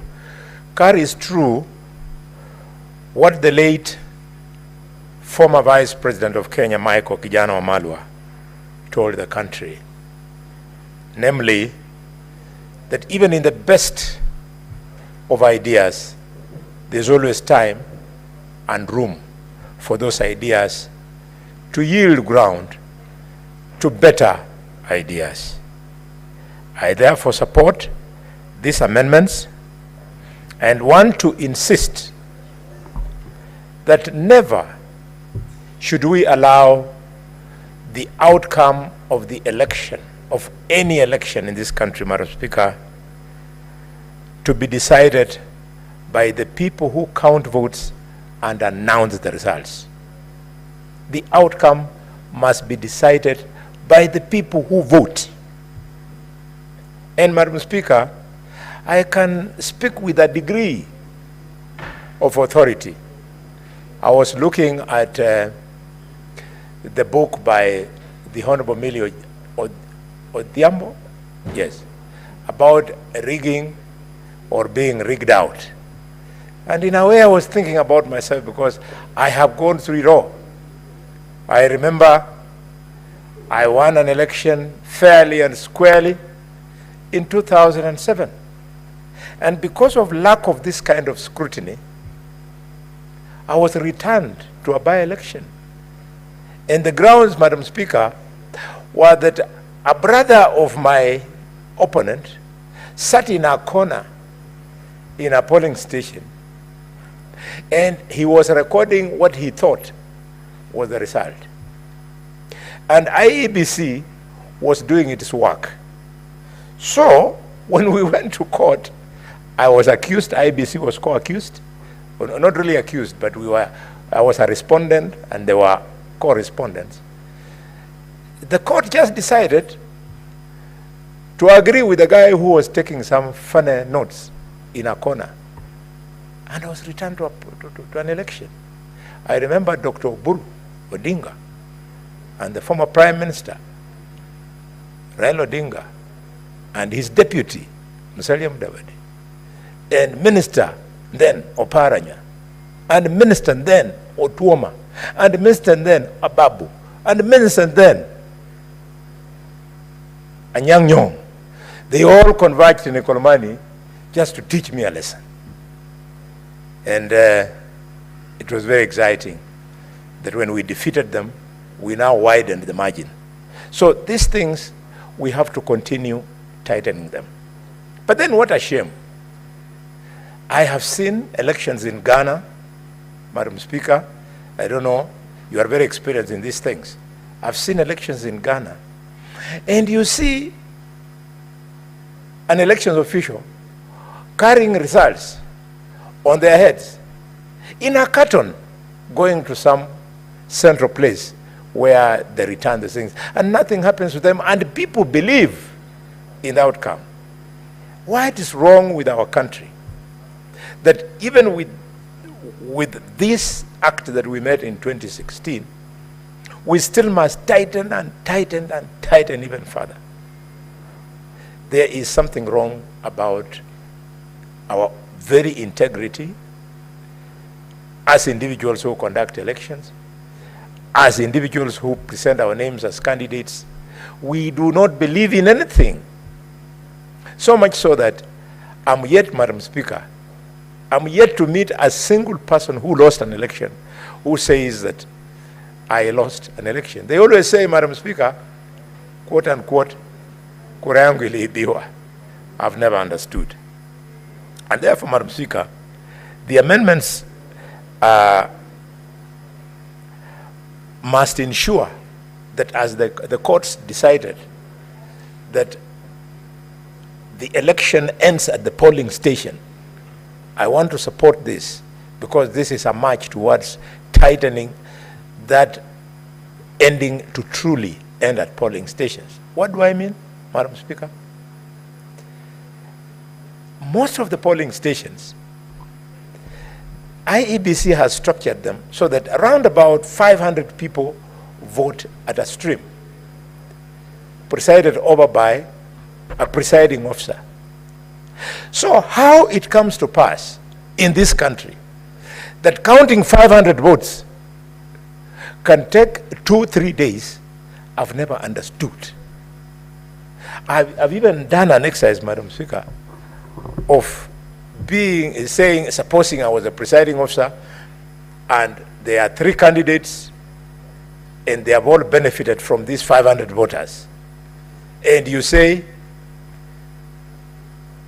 hold this for candidate 1, candidate 2, candidate 3. The process of dishing out, this one got this, this one got this, this one got this, should not take more than 30 minutes. And then the actual counting should not take more than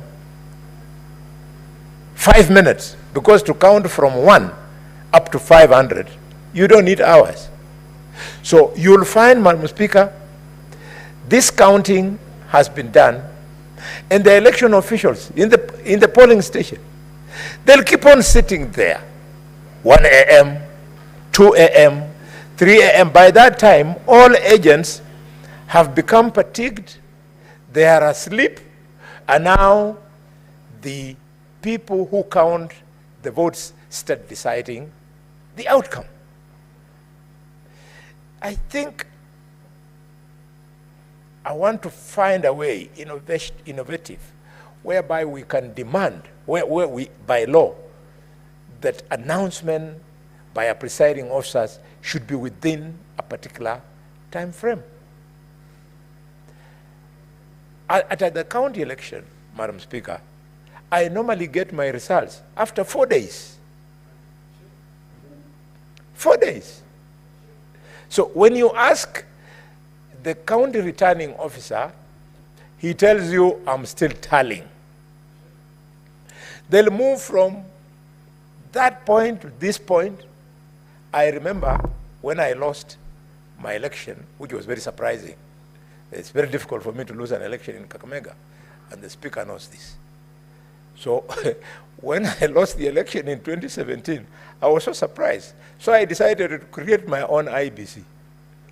In 2022, Madam Speaker, because I had created my own tallying center, full-fledged, within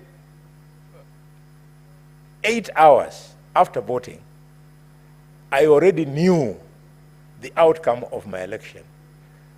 But I had to wait for 4 days for the returning officer to say that I'm the winner. And this was with a lot of experience, Madam Speaker, whereby, and I believe Senator Eddie Kicheru has this experience also. He ran into similar turbulent clouds, Madam Speaker. When now the returning officer, and colleagues, you better take this as your own experience, put up your own tallying center. When they discover that you have got your own tallying center, they then respect you. Because for every polling station you have a result, for every constituency you have a result, they become cautious. I remember in Likuyani constituency, Madam Speaker, in 2022, a whopping 6,000 votes had been removed. So we just called the returning officer, told him, look, even if you must steal, we know we have won. We can leave you these 6,000 votes and we shall still win. What you do. So this law amendment is crucial. 6D speaks to the offense of willfully preventing any person from voting at the polling station at which they know or have reasonable cause to believe such a person is entitled to vote. This is a very common thing.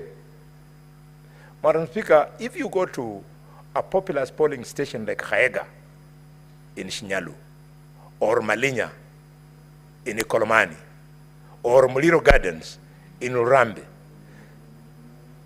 if you are very popular there, then what they do, you'll go, you'll find women there who don't know how to read and write, probably 10 of them, sometimes more. They are seated there, have been sitting there from 6. They have been told you are not going to vote for some strange reason.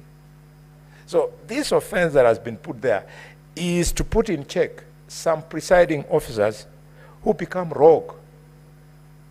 You talk to the police, they look this side. You talk to those kinds of things must be addressed. Madam Speaker, before I end, there was a very bad experience in Kakamega and in Mombasa in 2022, where an election was postponed by IEBC. The governor's election was just postponed. In Mombasa, in Kakamega, it was postponed. So, it could not make sense to us. How would you postpone an election? So people have gone to vote. They find the election is not taking place. And some people get so disgusted, they go back home without voting. And therefore that affects the other 5 elections, since you had only nullified. Shall I say nullified? No, you had postponed only one election.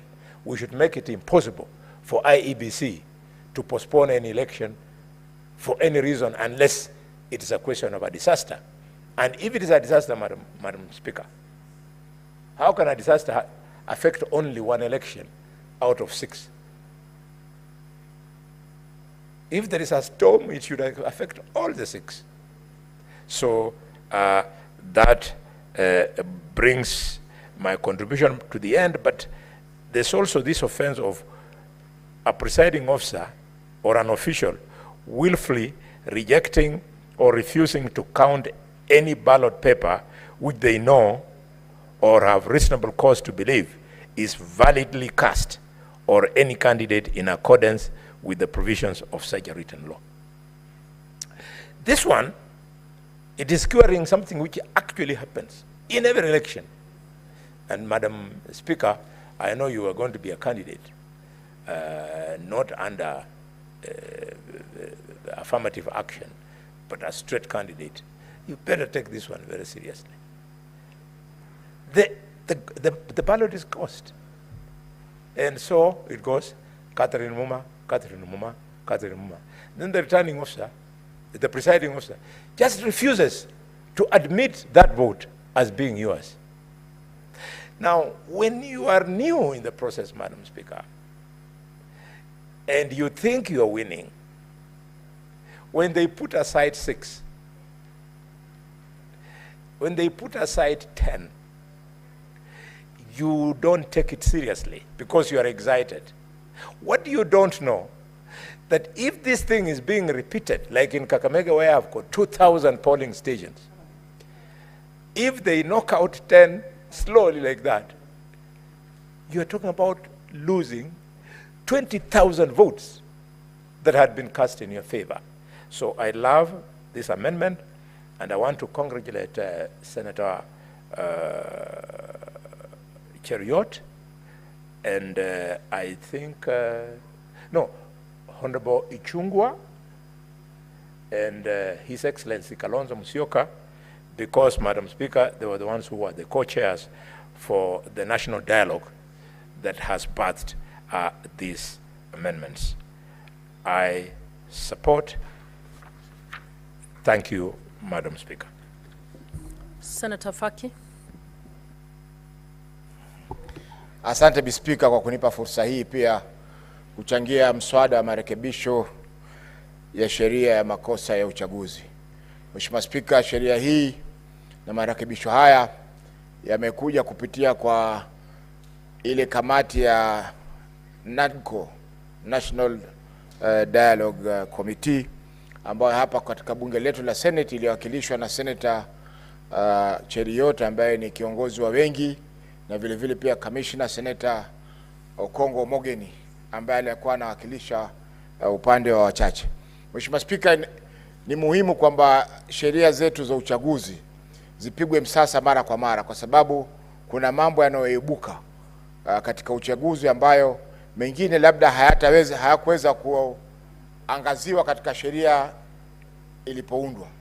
Kwa mfano, Mheshimiwa Spika, swala la kuwa na vituo ghushi vya uchaguzi ambapo matokeo unaambiwa yanatoka katika kituo hichi, lakini katika orodha ya vituo ambavyo vimewekwa katika orodha rasmi ya gazeti havimo katika orodha hiyo. Kwa hiyo Mheshimiwa Spika, hii sheria itaharamisha vituo vyovyote ambavyo vyafanya uchaguzi wakati haviko katika gazeti rasmi ambalo limegusia na kutaja vituo ambavyo vitatumika katika masuala ya uchaguzi. Mheshimiwa Spika, swala la pili ni swala la wale wanaosimamia uchaguzi. Na Mheshimiwa Spika, kuna mabarobaro wawili hapa ambao wanacheka kwa sauti. Ningeomba wacheka kwa sauti za chini kwa sababu mzee anazungumza, kwa hivyo ni muhimu. Kwa Mheshimiwa Spika, nasema kwa Senators, please consult in low tones, Let's not disrupt. Tunasema Mheshimiwa Spika kwamba wale wanaosimamia uchaguzi pia sasa lazima sheria iwaangazie kwamba makosa wanayofanya, ukiukaji wa sheria unaofanyika katika wakati wa uchaguzi, Mheshimiwa Spika, ni muhimu wale wanaohusika pia wapelekwe mahakamani na waweze kuhukumiwa kwa makosa kama hayo. Mheshimiwa Spika, haiwezekani kwamba msimamizi wa uchaguzi akatae kuhesabu kura halali ambayo imepigwa na mwananchi wa Kenya. Mheshimiwa Spika, haifai ama haiwezekani msimamizi wa uchaguzi atangaze mtu aliyeshindwa kuwa mshindi na asichukuliwe hatua yoyote na sheria. Kwa hiyo Mheshimiwa Spika, sheria hii itasaidia pia kuweza kuchukulia hatua ama kuwapeleka kwenye sheria wale ambao watapeleka matokeo ambao si sawa katika uchaguzi ambao utakuwa umefanyika katika nchi yetu ya Kenya. Mheshimiwa Spika, kwa hayo masuala mawili mimi naunga mkono marekebisho haya ya sheria ya uchaguzi ya makosa ya uchaguzi. Asante Bi Speaker. Senator Eddie.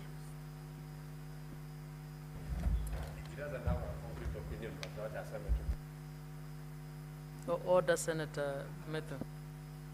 Senator Methu, wacha.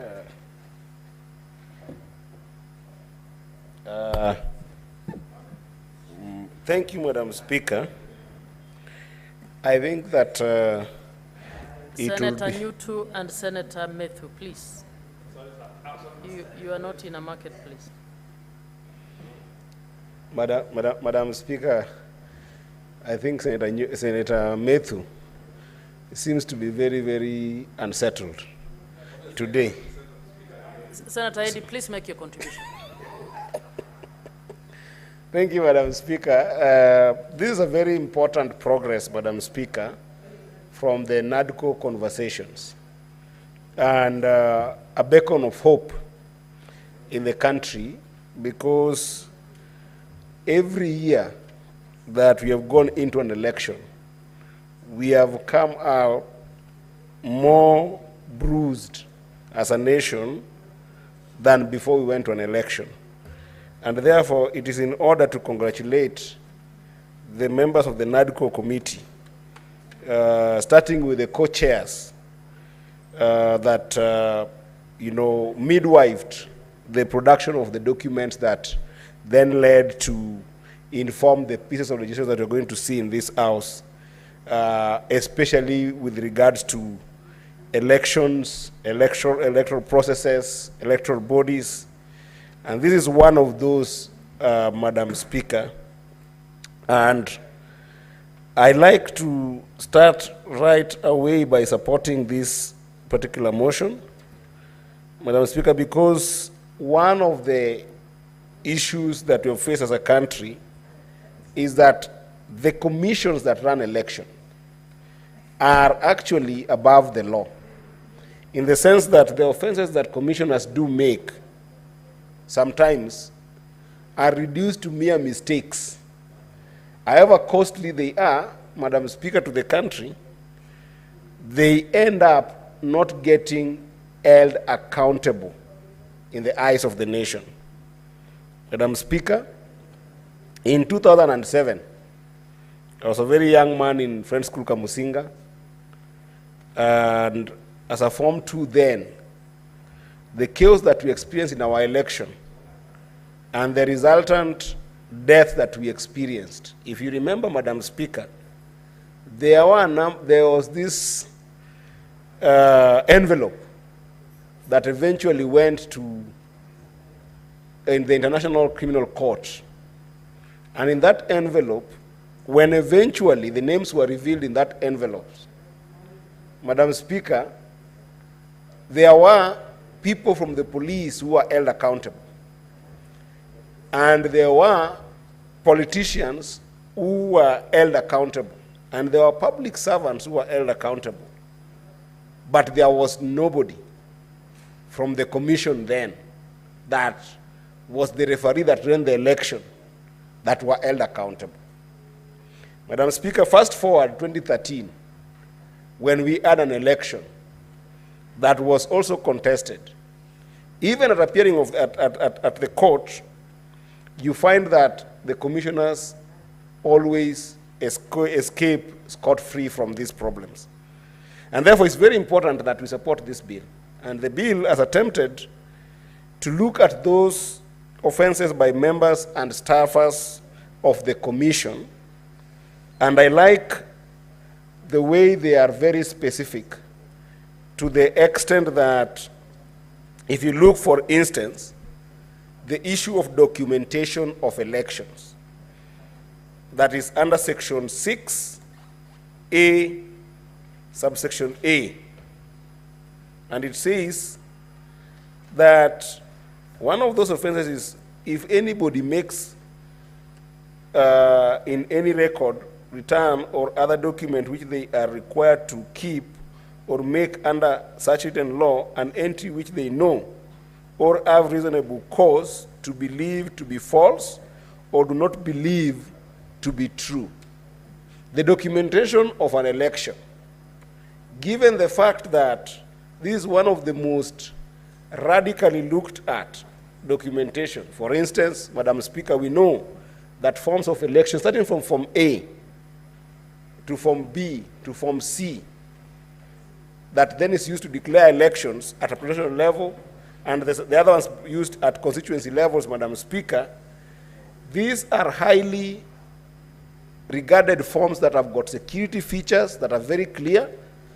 And Madam Speaker, we have seen a number of instances that those documents are doctored. And electoral officials have got so much power that that doctoring sometimes escapes the mind of the nation because of the bulkness that our elections are. You can imagine, Madam Speaker, that at a presidential level, we are dealing with over 46,000 polling stations. And those polling stations, Madam Speaker, sometimes if these things are not well documented, then we have a problem.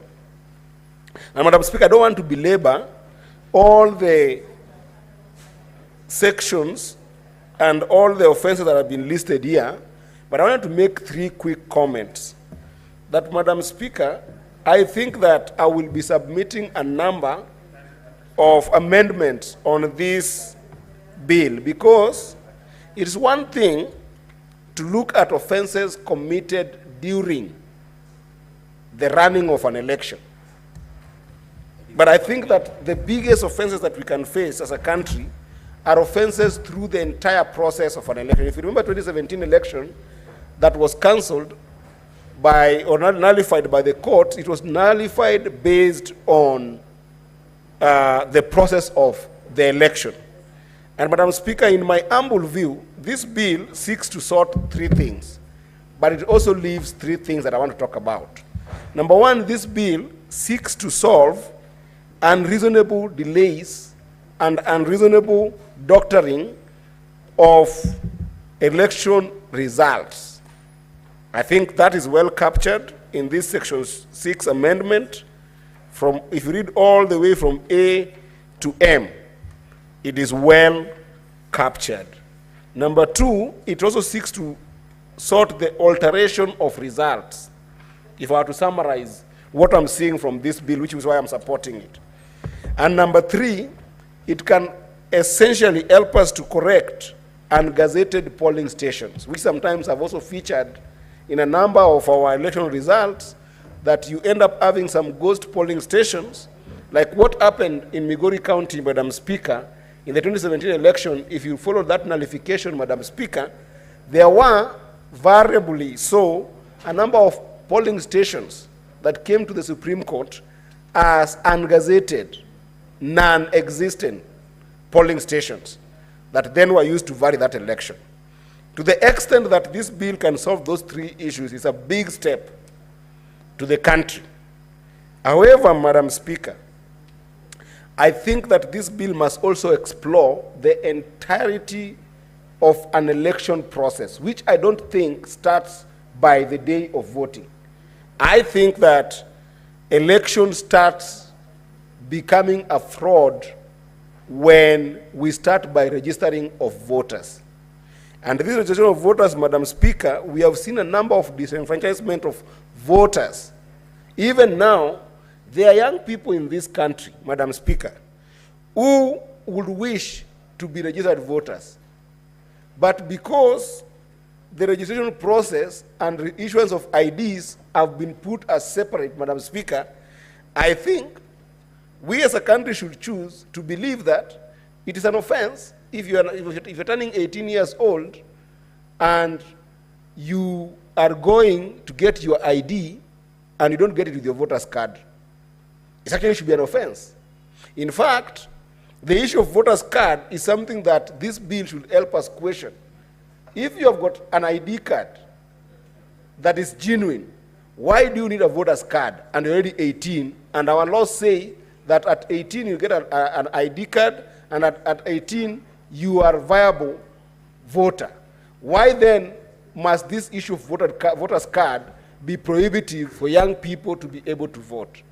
We must be able to explore an amendment that I'll bring into this House on making sure that young people in this country can be able to get their ID cards and either their voter's card on time or use their ID as their voter's card. So that's one thing I'll be exploring, Madam Speaker. Number two, that I think is important in the registration process, Madam Speaker, is being able to clean our registers on time. I think that commissions at any given time, we must have a duration under which the commissioners must be able to clean the register. And if it is not cleaned, the way we have seen a number of elections where a register of an election is not hygiene to conduct an election, so that you don't know which voters are in the register vis-a-vis which voters are actually viable to be able to vote, to the extent that the alteration of results in this country happen because of the issue of voter register, that the commission is being paid to take care of. And if this is something that should happen on a rolling basis, it should not happen that just by the time that we are going to the election is when you see this thing called mass voter registration, where commissioner wants to run around, and sometimes that audit of the voter register is not done properly. So this issue of registration, there are a number of offenses that the commission has done in this country that I'll be pushing amendments. I don't want to go into them in details, but I'll be pushing amendments on the registration of voters that I don't think that has been captured well in the offense that I'm seeing here. The second offense, Madam Speaker, that I think is very important is the role of the commission vis-a-vis the role of the secretariat in terms of looking at procurement as a process. Madam Speaker, if we don't solve the issue of procurement violations on election materials in this country, Even if you hold an officer who is sitting on the day of election on some offenses, the election would have been rigged long time ago if there is no hygiene in our procurement processes.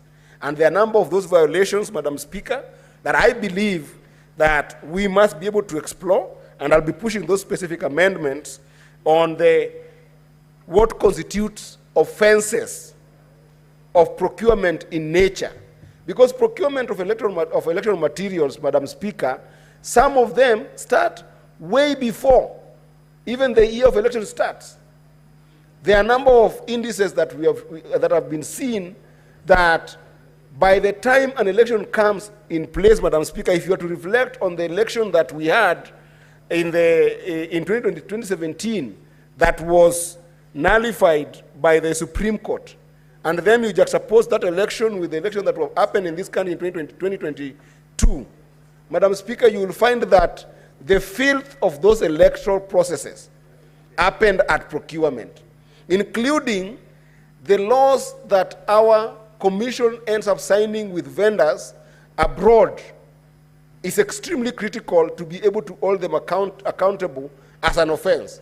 For instance, Madam Speaker, if you take a vendor that you have procured from an electoral system, an electronic system that is supposed to deliver an election, and then you are a commissioner plus the secretariat who are the staffers of the commission, and then in that agreement, that contract, you do not protect the country's data such that the institutions are like what we saw in mathematics, where the institution now has got more rights on the data in the system than Kenyans. Madam Speaker, I think that signing such agreements is tantamount to an offense, because that opens the country to serious procurement problems that then, if not addressed, compromises elections, Madam Speaker. Madam Speaker, so I will be pushing some serious amendments on procurement processes. And then the last one, Madam Speaker, that I want to talk about today, because of pressure of time, is the issue of audit of elections. Madam Speaker, is very critical that even as we look at the active element of offenses during the time that election is being carried out, if you look at the act we are trying to amend here, the Election Act offenses of 2016, Madam Speaker, it has seriously negated holding the commission to account on the basis of being able to audit an election. And at what point should that election be audited? I think offenses should be put on every single audit trail so that you'll be able to show the country what the audit of an election should look like at the time of the election, just before results are given out without proper audit, after the results have been announced for all candidates at the local level and national level, and more importantly, after the gazettement of those results. Because if the audit query is not examined as offense, Madam Speaker, then it becomes very difficult to hold individuals who are running our electoral processes to account. So, Madam Speaker, this is a bill that is very good. It's a good start that will help us to look at unreasonable delays in elections. It will be able to help us look at altercation of results. It will be able to help us look at unexecuted polling stations as means of fraud. But I think there are larger questions in our electoral processes, Madam Speaker, that as I support this bill, I will be pushing forward for the amendment of this proposal, and we see whether we can be able to make sure that our elections can have proper measure of integrity through such kind of pieces of legislation. Therefore, I support, Madam Speaker, and I will be able to support further with amendments. Thank you, Madam Speaker. Senator Okenyuri.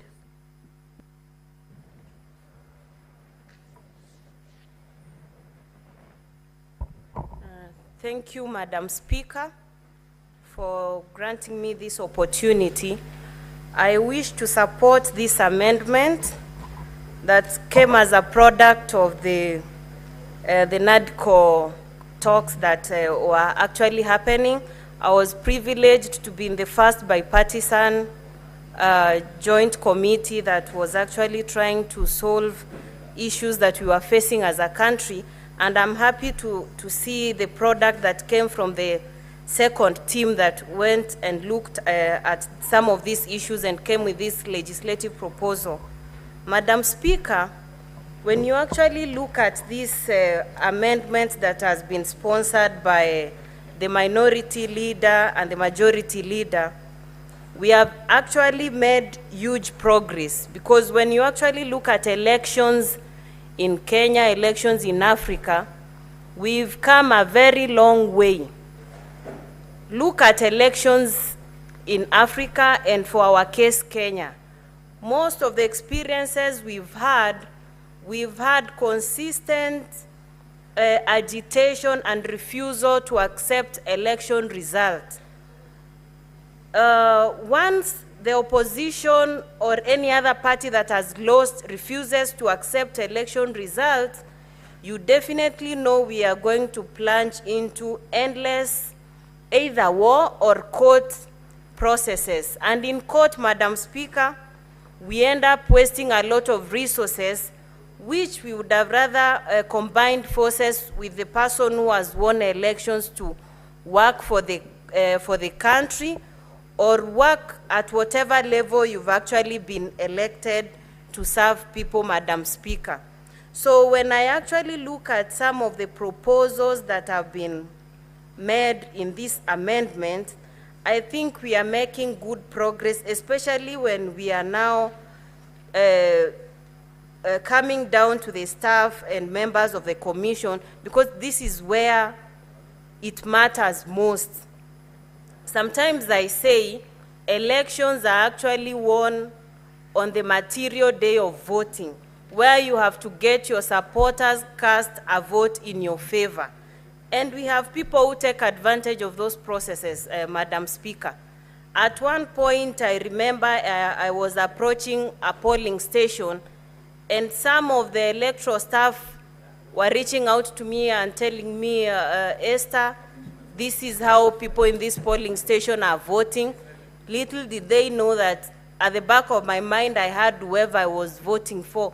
So I tended to imagine then, if that can happen to someone who is informed like me, what about other people who might not have that similar benefit? What would actually be happening would be very absurd, because then we would have electoral officials influencing people or taking advantage of people they know cannot make certain decisions at that point. So these offenses that have been noted by this proposal and the punishments that are being meted on those who engage in such offenses will go a long way in stopping such crafty officials and members of staff of the commission trying to tamper with the general result of elections. Madam Speaker, also, in this country, not just Africa, elections are seen as a do or die matter. It's actually in Kenya where politics is a means to attainment of wealth.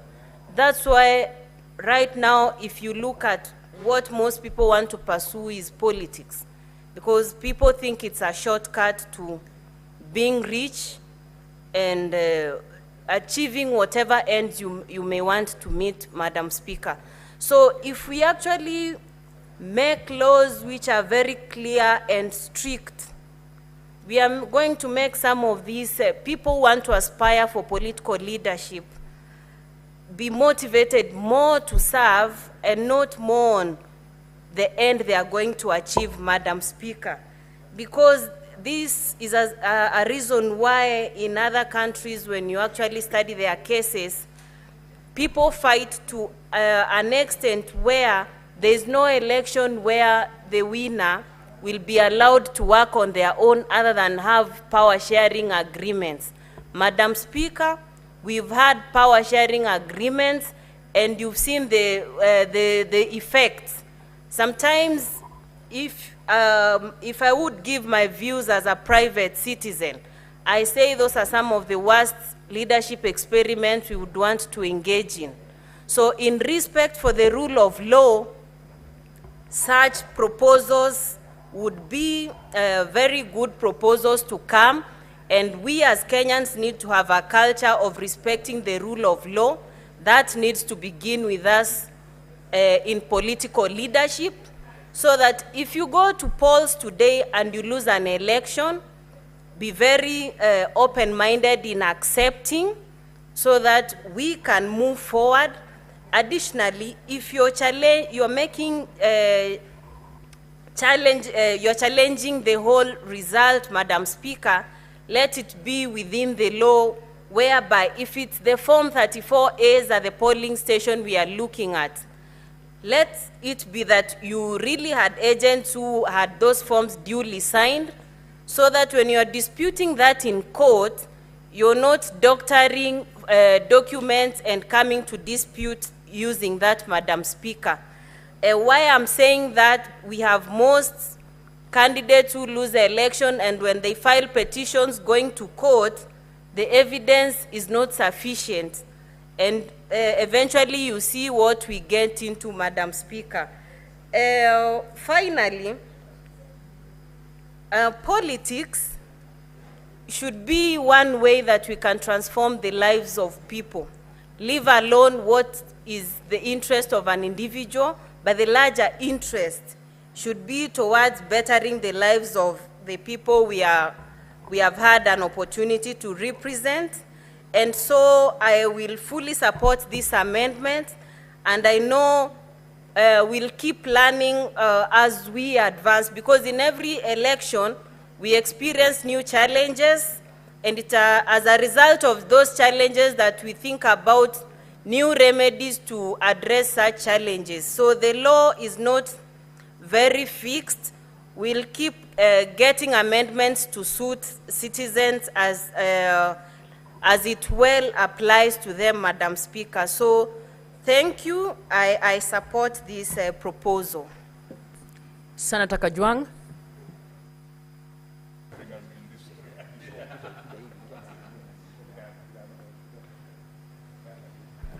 Madam Speaker, I also rise to support the Election Offences Amendment Bill that is before the House. And Madam Speaker, it's important to reflect that this is one of the outcomes of the National Dialogue Committee, which was established at some point in the history of this country to stabilize the political situation. And Madam Speaker, I'd like to hail those who participated as rapporteurs, as chairs, as members of the National Dialogue Committee, and even those who presented memoranda to that very important committee. We are now starting to see the outcome of the work they did in the form of various amendment laws, but we are also seeing that result in the pacification of politics. And Madam Speaker, I hope that we shall find an equilibrium where our politics is no longer highly charged, our politics is no longer tribal, our politics is no longer partisan. We'll find an equilibrium where politicians will be speaking for the good of the country. Madam Speaker, the amendments to the Election Offences Act are straightforward, and they are subject of a negotiated and a long-drawn process. However, Madam Speaker, it is my view that the various pieces of legislation relating to elections in this country need a complete overhaul. In fact, Madam Speaker, I believe that we need to perhaps redefine our electoral system so that it reflects the unique characteristics of our nation. It reflects our history and reflects emerging and contemporary trends. Madam Speaker, let me give a few examples of where we need to change our election laws. I have said it before, that rigging of elections begins at the point of registration of voters. And Madam Speaker, it is not rocket science. And I wonder why we, the political class, cannot just accept that once you have a national identity card, that then should be the instrument that you use on the voter's day. Because the qualification to get an identity card is the same qualification to get a voter's card. And I have always wondered, and in my 10 years in this House, in my 10 years in elective politics, I have always wondered why that matter does not feature very strongly in our conversations around empowering the young people and around transforming our electoral system. Madam Speaker, right now you will find there are certain areas which, until as at the last election, there has been no effort to recruit the newly acquired citizens to become voters. And then we are going to have a stampede, a few months to elections. We are going to have campaigns, very expensive campaigns, a few months to elections to onboard the young people as voters. Madam Speaker, how I wish, as we try to come up with national consensus on various matters, we could come up with that consensus that the national identity card is sufficient for our young people and for our citizens to participate in the voting exercise. Secondly, Madam Speaker, it would be important for purposes of national security and sovereignty to ring-fence our elections from foreign influence. When I looked at the process of tallying of election results at the Bomas of Kenya, I've always asked myself, what is the role and place of diplomats, ambassadors, and high commissioners at the tallying center? Madam Speaker, in the last election at Bomas, the American ambassador was very visible, was very, very visible. Her fingerprints were all over the place. The UK ambassador was all over the place. And when we asked why, we were told that the US and the UK governments were providing technical support to the electoral system and to the electoral process. If there is one exercise that we must completely ring-fence and keep away foreign influence, it is in our elections. Madam Speaker, I read somewhere today that if news can be fake, then history can also be fake. The history of Africa is replete with rigged elections engineered by the West. It is replete with assassinated leaders engineered by the West. It is replete with coup d'etats engineered by the West. Madam Speaker, I am a Pan-Africanist, and I believe that there are those forces out there, out of Africa, that believe that Africa should remain independent, and Africa should never be fully independent, and Africa should never self-determine its direction. Madam Speaker, we need a law that says that when it comes to the infrastructure, the systems, the processes, everything to do with our electoral system, we shall make it homegrown. And we have no shortage of skills, whether it is a technology. The other day, the CS Treasury was here telling us about e-citizen, developed by locals. It is handling billions of shillings on a daily basis or on a monthly basis. If we can trust our young people to build a system of that nature, why can't we trust them to build an electoral system so that we do not have to go to foreign countries to get that technology? Madam Speaker, even when it comes to capacity building, it should not go beyond our electoral officers making tours to those countries to see how they do it. But we should not have a situation where you've got a foreign-funded organization being the one offering technical and capacity building for our electoral officials and our electoral systems.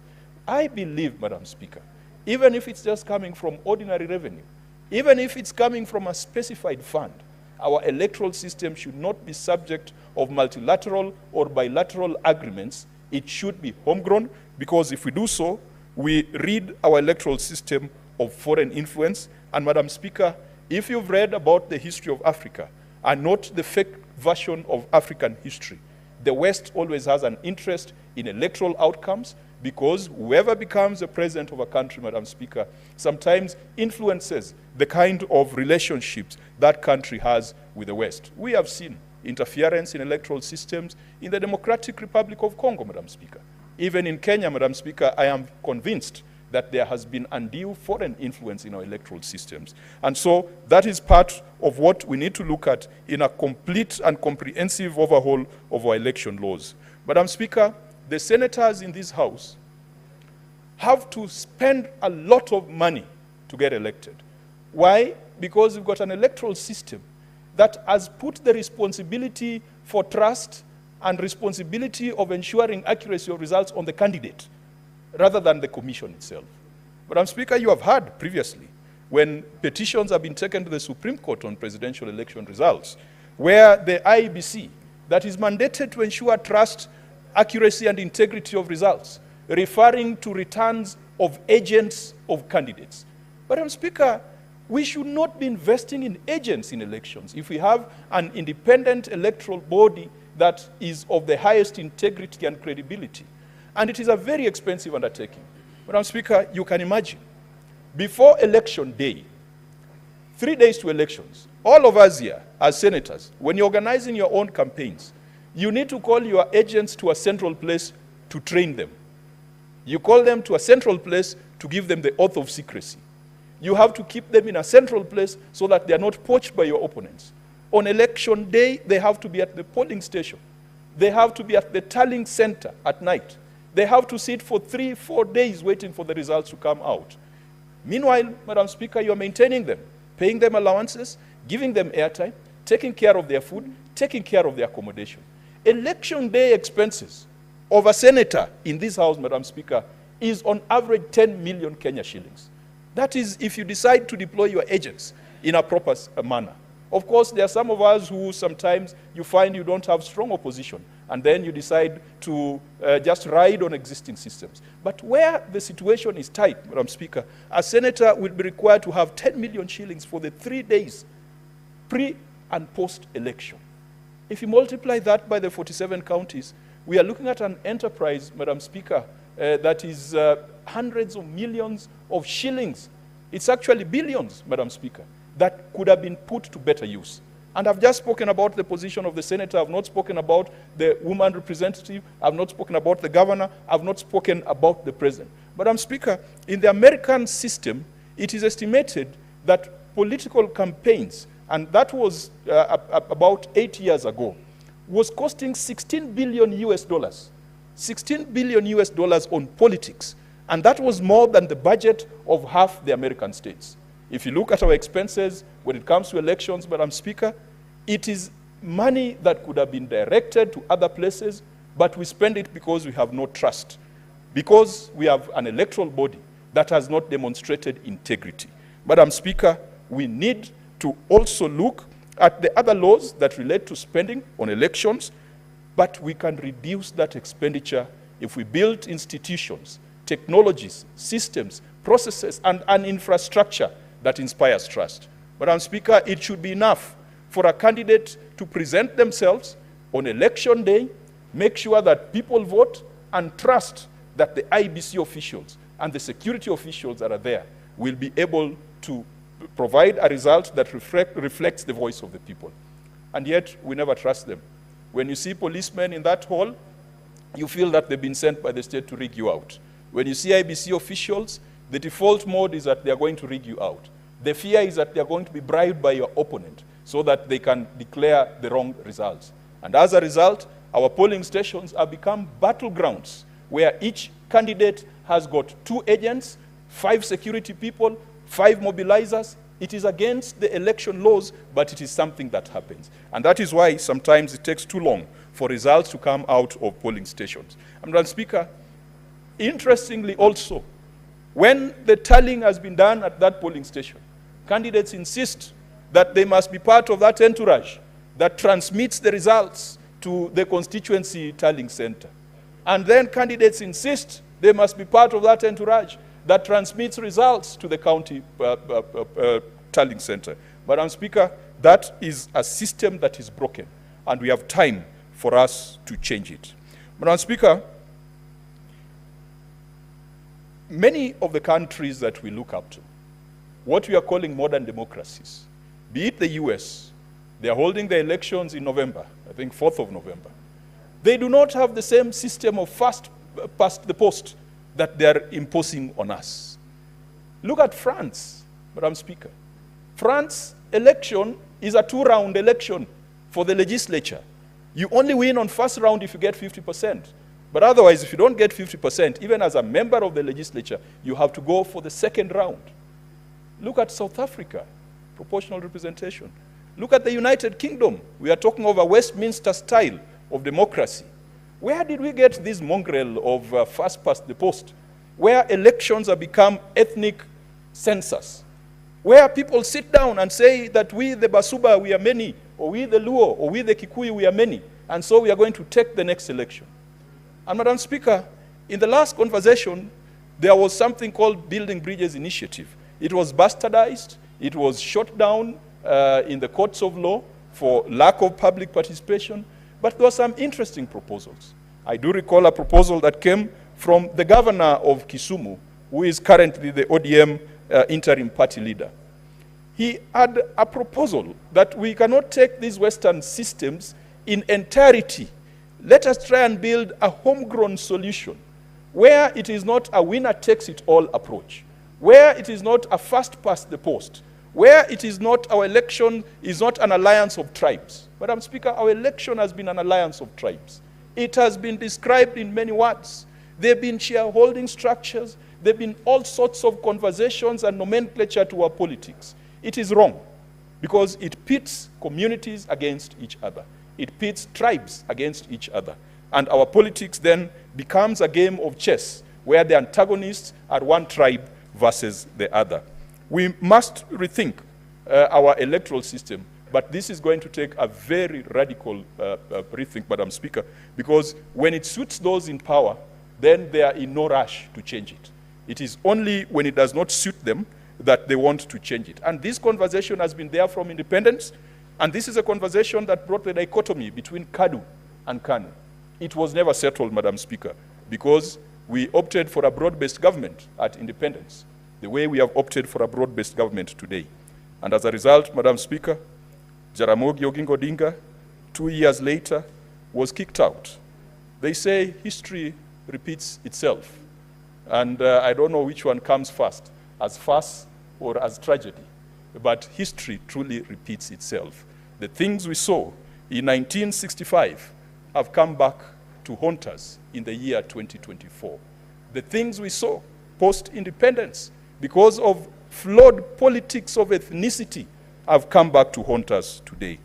Madam Speaker, as I conclude, I want to encourage the House, Parliament, has a responsibility to scrutinize the report of the Independent Electoral and Boundaries Commission. That report should never be limited to mundane bureaucratic matters. I have gone to the IEBC website, Madam Speaker. Recently, in my usual visits to my county, I like going to a polling station and telling my people that in this polling station you gave me 90% of the vote, and I want to thank you for that. In the past, the IEBC had a portal where you could go and click and zoom and go all the way granular to a polling station. And you could tell the presidential results there, the gubernatorial, the senatorial, the constituency results at that point in time. Madam Speaker, that stopped happening. And yet we are advancing more. So we are more capable of manipulating big data. 10 years ago, the IBC had that portal. Today, 10 years later, when artificial intelligence, big data, data warehouses have advanced, we do not have that visibility. Today, if you are to ask how many votes you got across your respective counties, unless you go and look at the form, that declaration form, we must push the IEBC to be transparent. We must push the IEBC to be accountable to the people of Kenya. The results of elections should not be held as a secret. We are not running a cult. We are running an open, free, and fair electoral system. And so, Madam Speaker, while I support this amendment to the Election Offences Act, I believe that a complete overhaul is necessary along the lines that Senator Khalwale had mentioned earlier. In the year 2016, when we were in this House in the 11th Parliament, there was a crisis prior to that election. And there was a bipartisan approach, a bipartisan committee.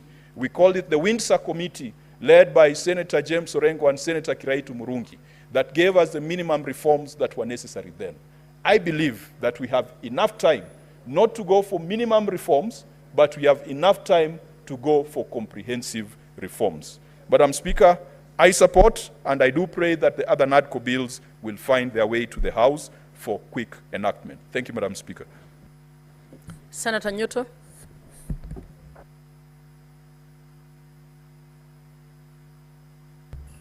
Thank you, Madam Speaker.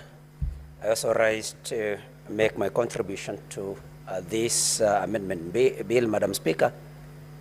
Madam Speaker, we have a responsibility as members of this House to identify the problems that our people have and to make the necessary legislation, Madam Speaker. In this country, most of the problems that we have are related to elections, Madam Speaker. And every time we are going for elections, everybody gets scared of what is going to happen during and after the elections. This is because we do not believe in our systems, especially the electoral system. That is why I think it's very important that we come up with ideas that can help improve on this particular situation. And this bill could not have come at a better time, Madam Speaker. We know that in our history, the very many differences that we have had have come either just before the elections or after the elections. And why is this so, Madam Speaker? Because many people do not trust the system.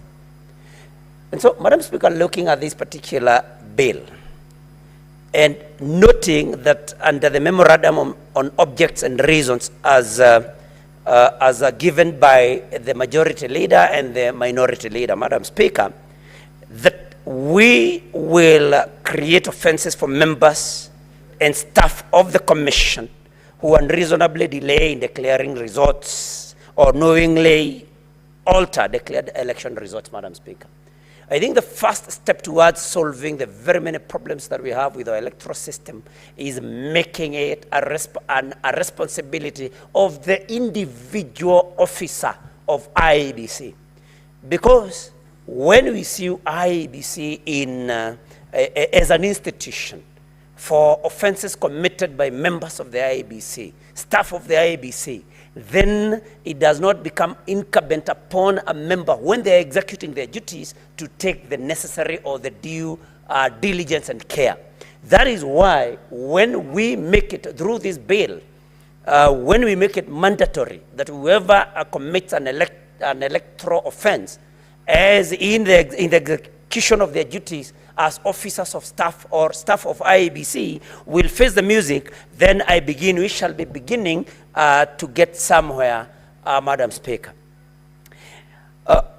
This delay in declaring election results are what cost us the problems that we had in 2002. Because anybody that watched the events that were happening at KICC could tell that the delay, especially in the then Juja constituency and the Rakanidi constituency, the results from those two constituencies, the delay in announcing the results of those two constituencies, Madam Speaker, led to the build-up of the tension that was there in the country, leading to post-election violence of 2002, Madam Speaker. And that is why this bill needs to be supported by anyone who wishes Kenya well. Madam Speaker, looking at offenses by members and staff of the commission, especially A, that is 6A, where we will make a law so that nobody makes an entry that they have enough reason to believe that it is not true. This is something very important because when cheating in election happens, when this stealing of elections happen, it's by altering the figures, Madam Speaker. That somebody has 21 votes in a particular polling station, but then rogue IEBC official or officer adds a 0, making it 210. If that is done repeatedly in several other polling stations, then of course they alter the overall result of an election. And that is why this should be supported. Madam Speaker, we have assisted voters. And even here, when a senator is not able to or fails to cast their vote electronically, of course, we jokingly call them assisted voters. These are voters going to their polling station, sometimes who do not know how to read or write, or who can't read or write, Madam Speaker. And these are therefore then assisted by officers of IEBC.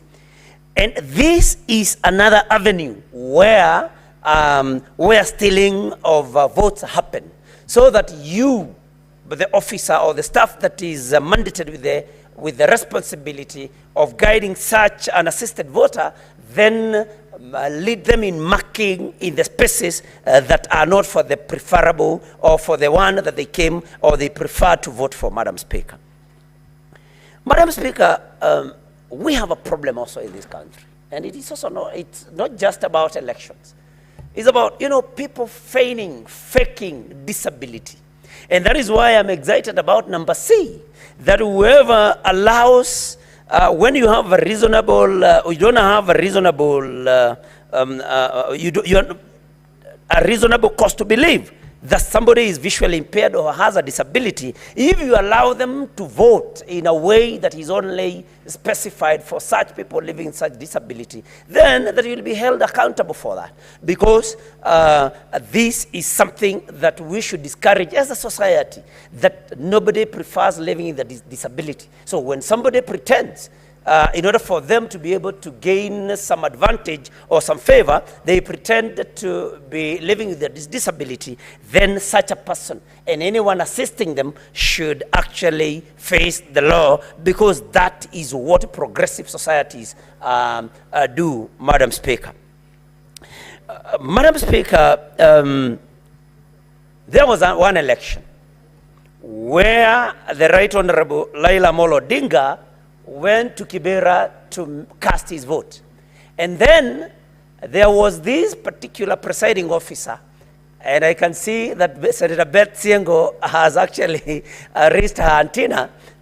When the Right Honorable Raila Odinga went to that particular polling station, I may not remember which election it was, there was a presiding officer who first told him that he did not appear in the register of voters. And this caused a lot of panic, caused a lot of, tension, Madam Speaker. And it was not reasonable to do that, because such an officer ought to have known, and I'm referring to number D, Madam Speaker, of 6, that if an officer willfully prevents any person from voting at a polling station at which they know or have reasonable cause to believe that such a person is entitled to vote, then of course the action should be taken to them, against them. Because such an officer should have known that the Right Honorable Raila Odinga, of course, was registered in that particular polling station, regardless of what the register said. And I think we are also going to, through this law, to make officers also use reasonable judgment, because everybody has their brains, Madam Speaker. Madam Speaker,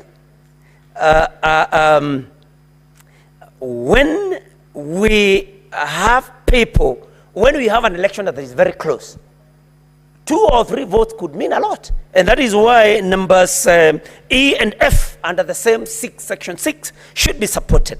That where somebody refuses to count any ballot paper, because even one vote can bring a difference, can make a difference, Madam Speaker, or they count a vote that they are not supposed to count, then action should be taken against them, Madam Speaker. And in conclusion, Madam Speaker, no officer should be allowed to omit anything in a breach of their official duty, because everybody should do their duty. That is why people are paid salaries. And Madam Speaker, unless people know that there is a consequence for any particular action, then they are not going to be serious about anything, Madam Speaker. And we must cure the problems that emanate from mismanaged elections, Madam Speaker. And so, with those very few remarks, I support, Madam Speaker. Thank you.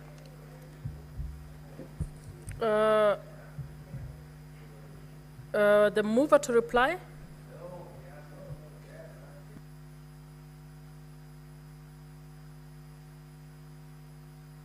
You're not pressed, you've not pressed, you're not there.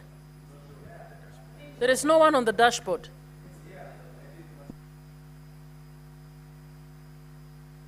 Okay, Senator Thangwa.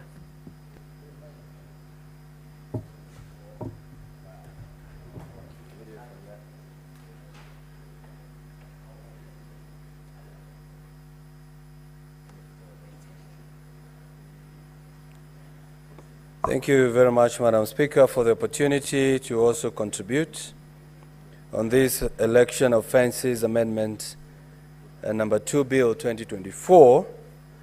And Madam Speaker, yes, I do support this bill because, of course, what the bill is suggesting, some of us have gone through it, and of course we would want it to be amended so that we can fill those gaps or seal the loopholes.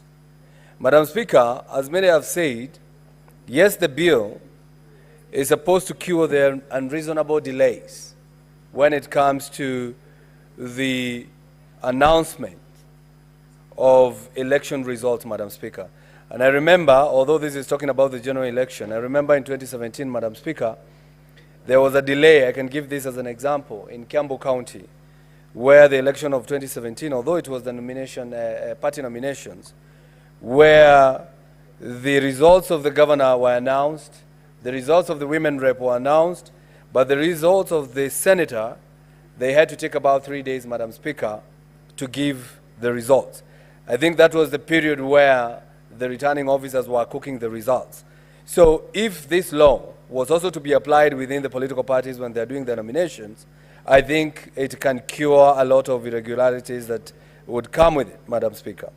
Madam Speaker, the law is also talking about those returning officers who tally results of ungazetted polling stations.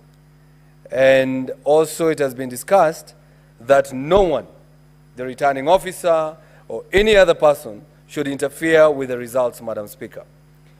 But Madam Speaker, looking at this law and what it's trying to cure, I think we are going to bring more amendments to it, Madam Speaker, because it has been said here that the election is a process. So we don't want to just look at the issue of counting the votes, tallying, and announcing the results. We need to look at the process itself from the campaign period, Madam Speaker. I have a bill, Madam Speaker, that is coming, and I think I will try to see whether it can fit as an amendment in this amendment bill that has been moved here, Madam Speaker. And my bill was called the Anti-Campaign Lies Law, Madam Speaker. What am I talking about, Madam Speaker? Madam Speaker, there has been a lot of lies against candidates when people are trying to campaign. And by lying, they lie to the voter who does not vote according to the way they understand their candidate, but according to how they were lied to, Madam Speaker. The same anti-campaign lies law, Madam Speaker, it also talks about lying on promises and policies and manifestos, Madam Speaker. And this is something that we need to look at as a parliament, that we should not allow people to stand and lie to the voter, and the voter will make a decision thinking that I'm voting for you to provide what you've just said, and yet once you get in there, you change. So you made me vote for you as per what you had said, Madam Speaker. So I think this is an amendment that we need to bring into this law. And I can give an example again in 2017, Madam Speaker. Again is the campaign, the gubernatorial seat in Kiambu County in 2017. Again is the former governor, William Kabogo, and the former governor, Waitito Babayao, Madam Speaker. And it was said the governor then in Kiambu County had said nasty things about women. And by that, Madam Speaker, Governor Kabogo lost his seat. But nobody was able to prove whether he had actually said what it was purported to be said. And the person lost the seat. But since we do not have a law that talks about the anti-campaign lies law, he could not go anywhere. We call it propaganda and people think it's okay. Another example, Madam Speaker, we have the CS for mining. The CS, the former governor of Mombasa, Joho. He is on record, Madam Speaker, saying that he will never work with the President William Ruto.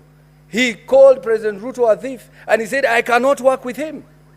Madam Speaker, many people never voted for William Ruto then because they believe in Joho.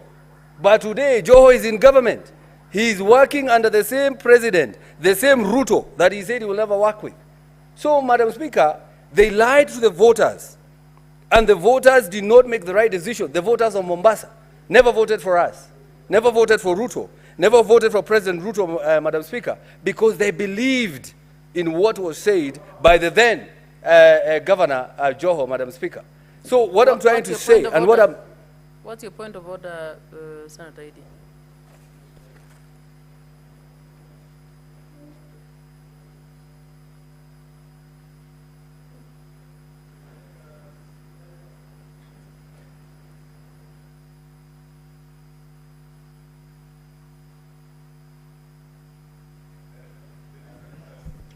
Madam Speaker, I rise under Standing Order number 105.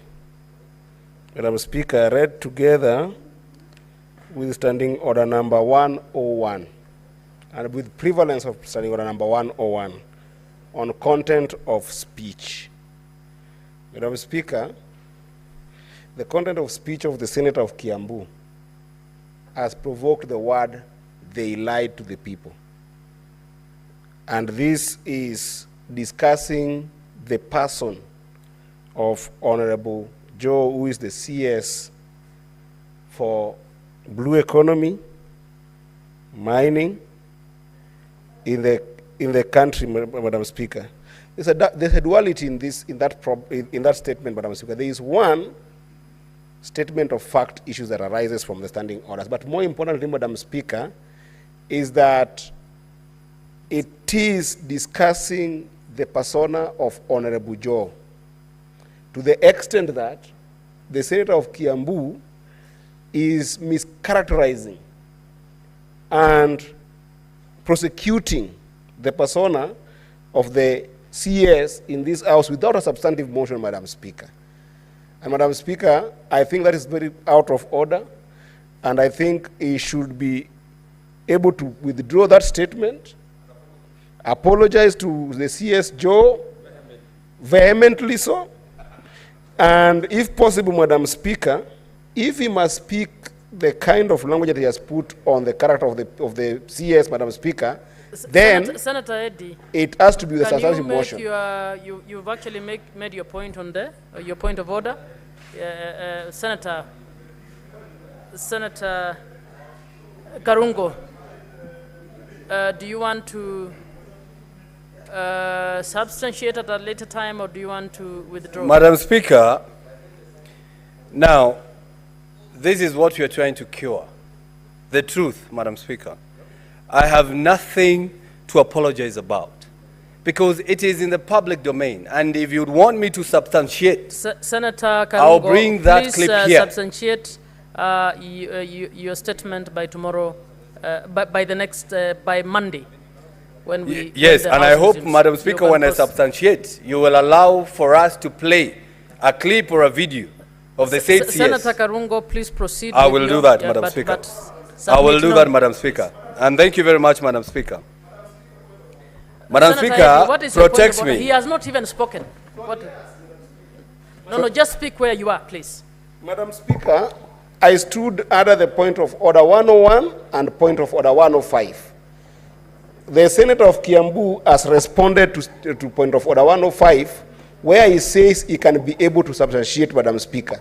But that substantiation, Madam Speaker, is an allegation that is tantamount to discussing the character of the CS, Madam Speaker. Understanding order 101, he cannot discuss the Senator CS Eddy, without a substantive motion. That decision can only be made once he substantiates. Please. Madam Speaker, I would say that Senator Eddy has a red tie. Order, Senator Eddy. He has not continued to discuss the CS. That is your own saying, please. Thank Senator you very much. Karungo, you will substantiate Yes, on Monday and proceed with your statement. Thank you, Madam Speaker. I'll do so.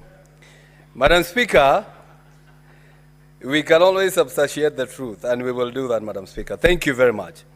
What I'm trying to say, Madam Speaker, is that this law is only talking about the voting, how to vote, where to vote, the tallying, the counting of votes, and then projecting the votes to the country to understand or to know the results, Madam Speaker. And that's what I'm saying. The issue is not about counting the votes. We are all here, Madam Speaker. We were voted for. It was counted. It was announced. It was said that so-and-so won. We even went to the courts, and it was ruled that so-and-so won, Madam Speaker. The issue is not about that. The issue is about the process of how we got there, Madam Speaker. And that is what we should cure. And I said, the issue of campaigns, Madam Speaker, there is a lot of misinformation and false statements in political campaigns. And that kind of misinformation misleads the voter about the candidate, about the policies, and of course about the election process, Madam Speaker. I remember, and I like giving these examples, and I hope Senator Eddie won't start when I give this example.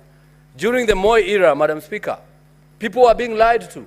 They were told, if you don't want Moi, you put X where his name is. Madam Speaker, it was said all over. But you know, by putting X next to a person, that is a mark to vote for someone. And that's how people were winning election, by misleading people, by telling, if you want so-and-so, you put right, and if you don't want them, you put X. So again, you destroy the vote, Madam Speaker. So this is what we are talking about when it comes to misleading the people when they are making a decision. Madam Speaker, we need to protect the voters' rights. And that is the example that I gave here today, Madam Speaker, by penalizing false statements that may influence voters' behavior, Madam Speaker. Madam Speaker, I was voted for. I said I will stand with my people and I will listen to my people, Madam Speaker. And this was said, and I like Senator Gachagua'S the other day, he is on record, saying that maybe we should also make it very easy for the citizens of this country to recall us from the parliament. We should make it easy for the public to impeach a senator and impeach a member of parliament. We have made it easy for governors. We have made it easy for presidents and deputy presidents. And now, Madam Speaker, by the way, we never knew you could remove a vice president. Now we have seen.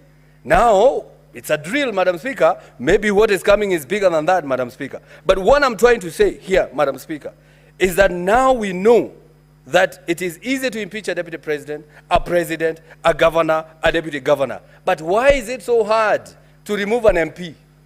Why is it so hard to remove a senator? I stand with Senator Gachagua'S when he says he's going to bring the law that will make it easier for us, for the public, to remove the MPs and the senators and the MCA, yes. I think I'm going to add that, Madam Speaker. Because when we were voted for, we said we are going to listen to our people. Are we listening to them?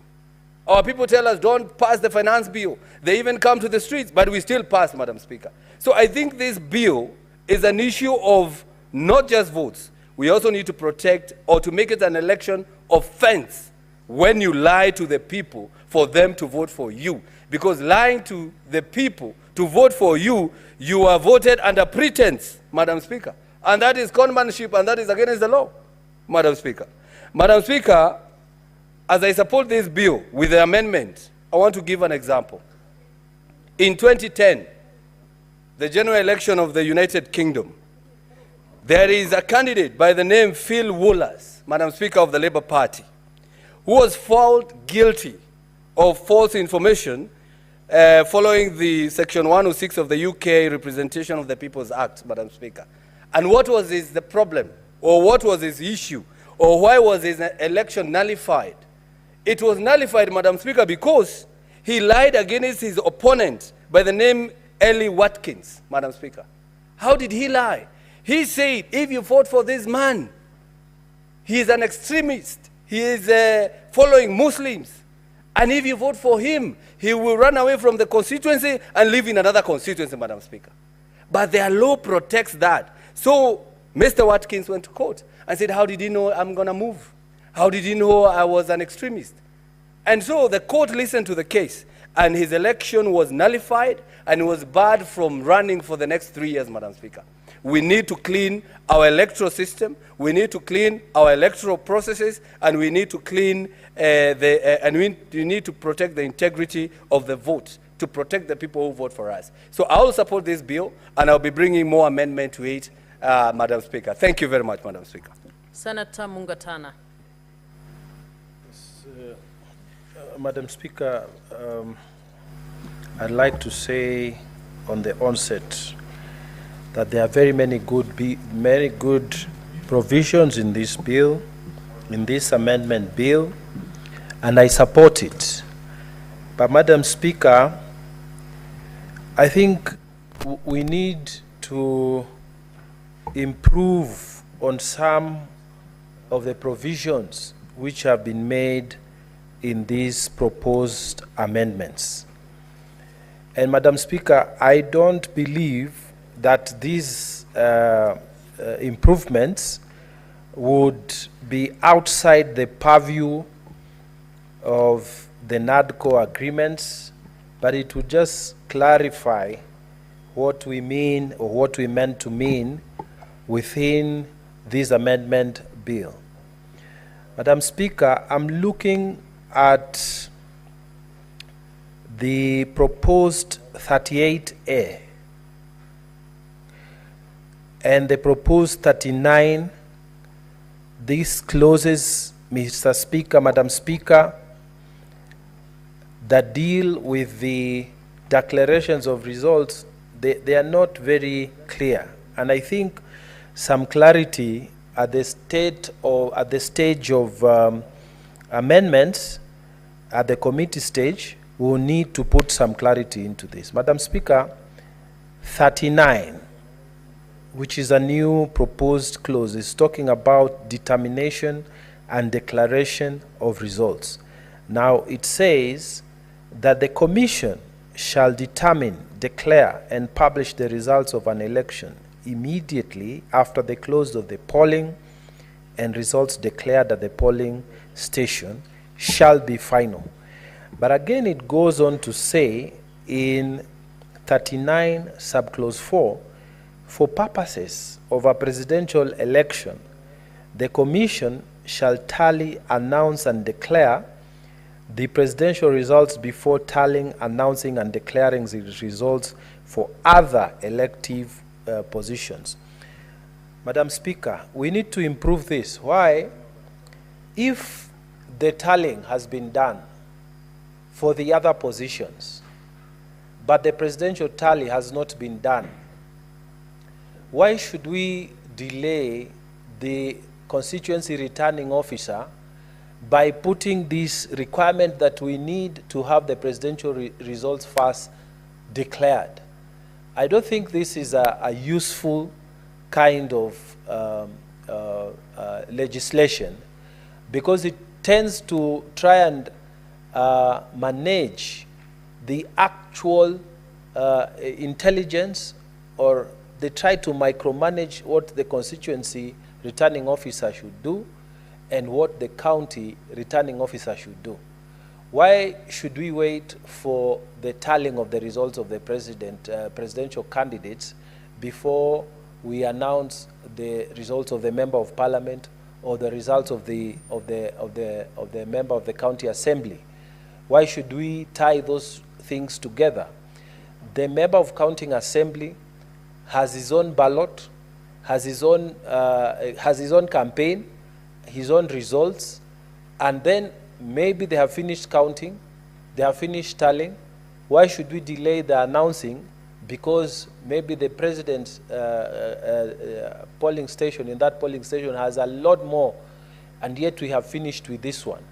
Why can't we just remove this particular provision? Because this particular provision is micromanaging the constituency returning officers. So, Madam Speaker, I want to also use this opportunity to give notice that this one and others that I have seen need to be improved, and I will be bringing those improvements or further amendments to this law.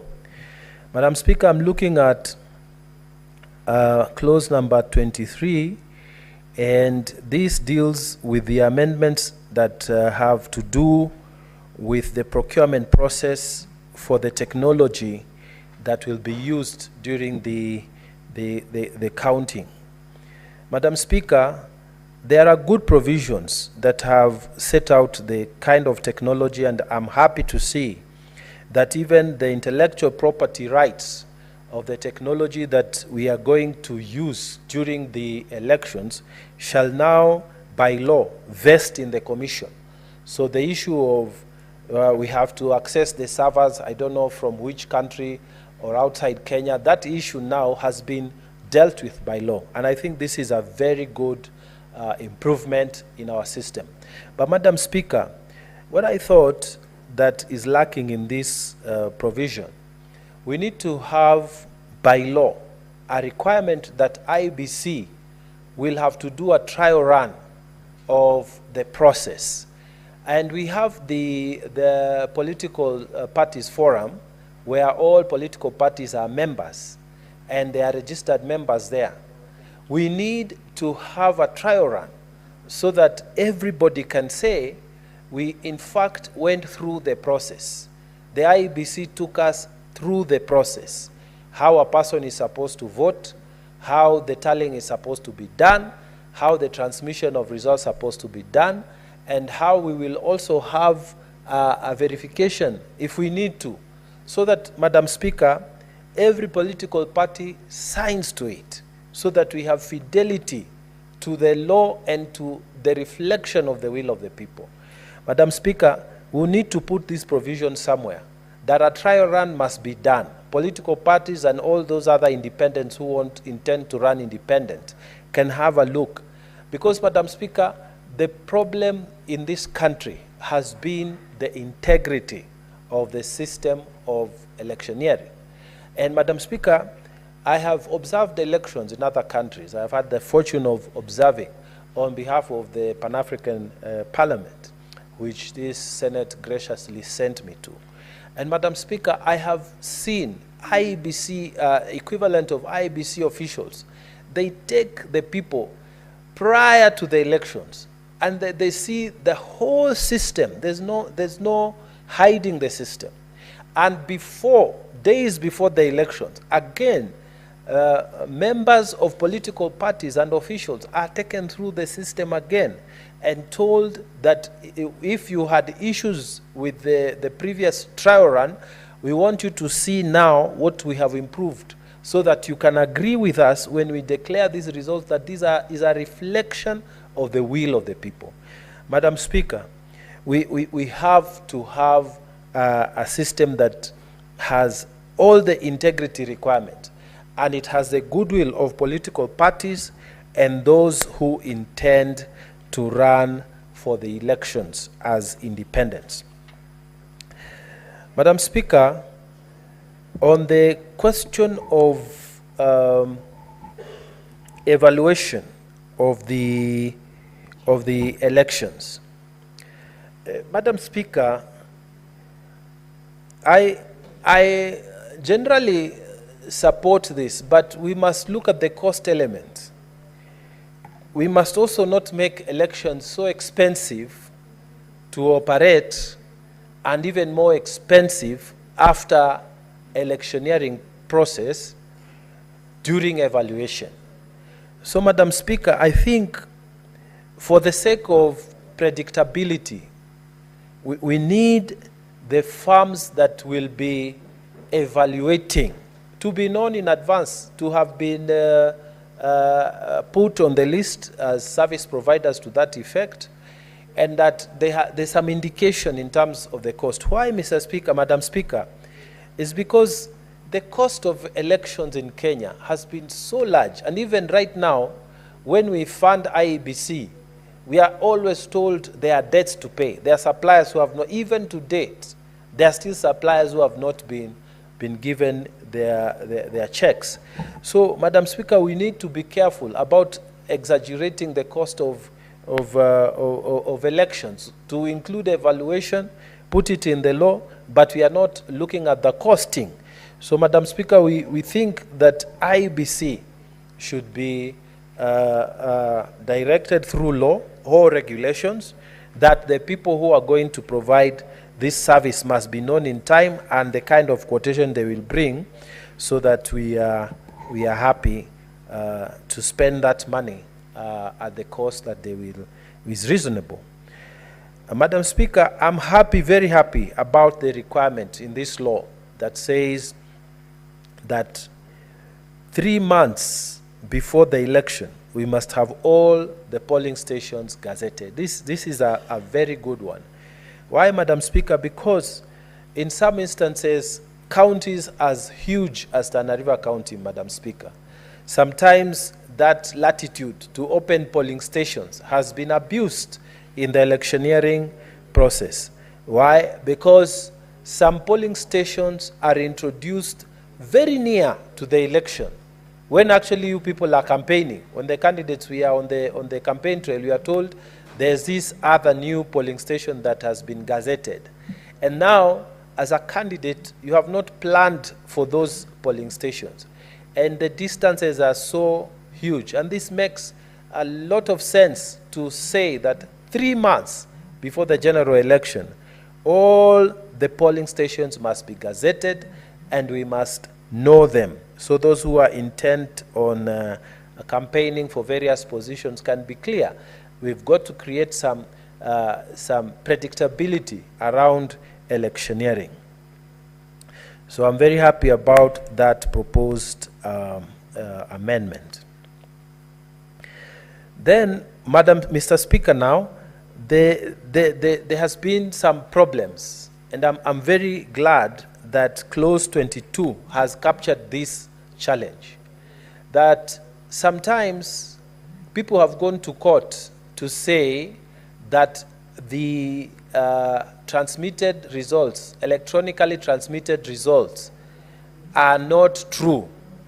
They have even created huge issues around that, creating uncertainties around the country, especially when it comes to presidential elections, that we are not sure whether these results that were transmitted electronically are the truth. So it is now very clear through this law that the verified, declared results in every polling station, they shall prevail.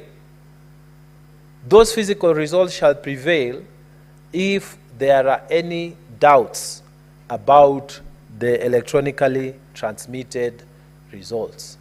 Madam Speaker, Mr. Speaker, I also think that inside this law, we should be able to create some consequences for those of us who are candidates and we just refuse to accept results. This is something that we need to deal with. Because if I am running for Senate and then I refuse the results, and yet my political party participated in the trial run that I'm suggesting should be there, they signed against the fact that this system that is owned by IEBC is correct, this system is good, and then after that, I disparage the results. I just say IEBC was compromised. I think we must have some consequences against candidates like those. In Kiswahili, Mr. Speaker, there's a saying that says, asiyekubali kushindwa sio mshindani. Mr. Speaker, it creates a lot of tension when a governor says the results are fake, when a presidential candidate says the results are fake. It is not right. Let us say that if we have gotten the electronic system proper, we have all signed to it as political parties, we have all signed to it as independent candidates, and then if you come back and you start telling us that I don't accept those results, then challenge with specificity. Go and say there's a fake result in polling station A, B, C, D. But don't stand up and start causing tension around the country. Because already, Mr. Speaker, when people are in election mode, there's a lot of tension. So I'm glad that this law has attempted to deal with the various issues, but we also need to bring in some matters here that will bind candidates who are not being honest with themselves and with the system of electioneering that we chose as a nation. Mr. Speaker, I'm going back to the evaluation report. The evaluation report has given a framework under clause 87A. And it has listed that the audit must include the review of the legal framework. It has said there will be a review of the role of the media, the role of civil society, voting procedures on election day, and so many things, Madam Speaker, Mr. Speaker. But then, it doesn't say, what do we do with this report? So it is like an exercise in futility. It's like writing a thesis and then leaving it at the university library. I was going to propose that a proper way of the audit, dealing with this audit, must be found. That should include sending to the various agencies for action, so that if there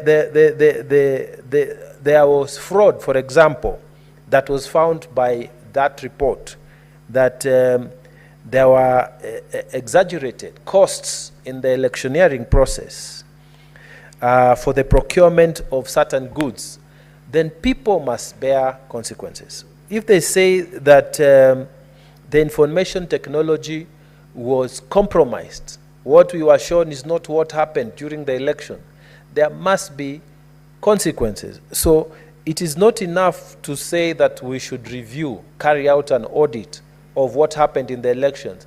The audit must be followed by action. And that action must be given within a time limit, within 6 months. Consequences must revisit those who mismanaged the election, those who committed crimes in the electioning period. Because in this way, we would create certainty. Officials who are charged with this sacred job will not mess up with the people of Kenya, wherever they are voting and whatever it is that they are doing.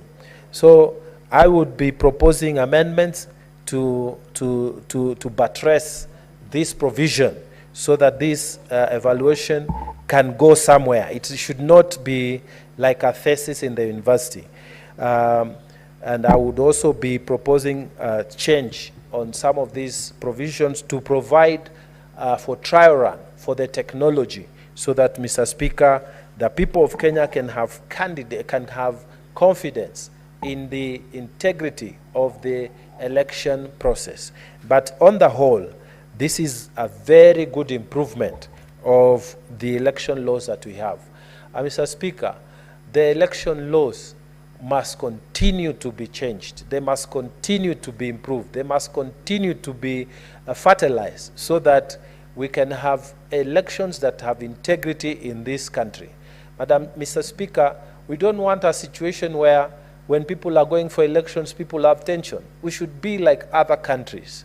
The other day I was in Tanzania, and you wouldn't even know, Mr. Speaker, that there's going to be elections next year. If it was Kenya, it would be a very different scenario. And even in South Africa, Mr. Speaker, I saw people, you know, it's not like here. Why? Because they have kept on continually improving on the integrity of the election system. So we need these laws, and we need to keep doing it, and keep evaluating, keep improving until we get it right in this country. Mr. Speaker, with those few remarks, I beg to support. I thank you. Thank you, Senator Mungatana. I now call upon Senator Samson Cherargei.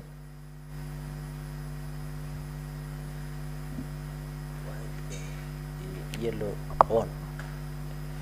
Mr. Speaker, from the onset, I want to support with reservations this Elections Amendment Bill number 2 of 2024.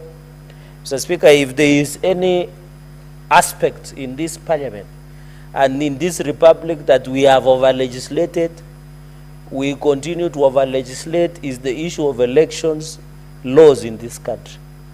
We have amended the Election Act until we don't know the original Election Act of 2011, Mr. Speaker.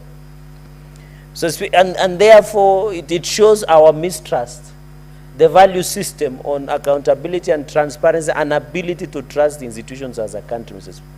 You no longer know the identity of election law or act as it was assented to by President Mwai Kibaki in 2011, Mr. Speaker.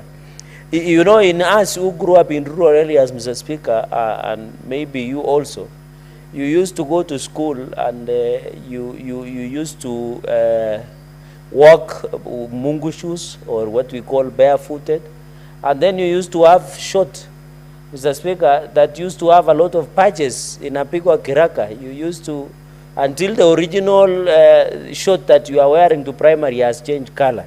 And I think that is what happened with the elections laws. We no longer, the original identity of what elections laws were has been changed, Mr. Speaker, through the character. Even in the last session when I chaired the JLAC, we did try and amend and review and delete the elections laws that we have in this country, Mr. Speaker. And therefore, it behooves that the issue with our elections is the deficit of trust. It is nothing else, Mr. Speaker. It is not about lack of laws. It is not about the institutions that we have, whether these IEBC, Mr. Speaker. You are aware today as we talk, Banisa people and other county assemblies are yet to, and even Magarini, are yet to elect their members of parliament, which continues to challenge the validity of existence of parliament as constitution, not only on issue of gender, but in terms of representation. Because the people of Magarini, the people of Banisa, the people of county assemblies, MCS who are yet to receive elections, Mr. Speaker, they are yet to be represented either in the county assembly or in the Senate or in the National Assembly or the National Parliament. So, Mr. Speaker, it is not lack of the laws. It is lack of the deficit of trust in our institutions. When you believe that since you did not lose, and I want to pick it where my brother Danson has left, that where people claim victory, where people go and declare themselves as it should, Mr. Speaker, especially in an election process.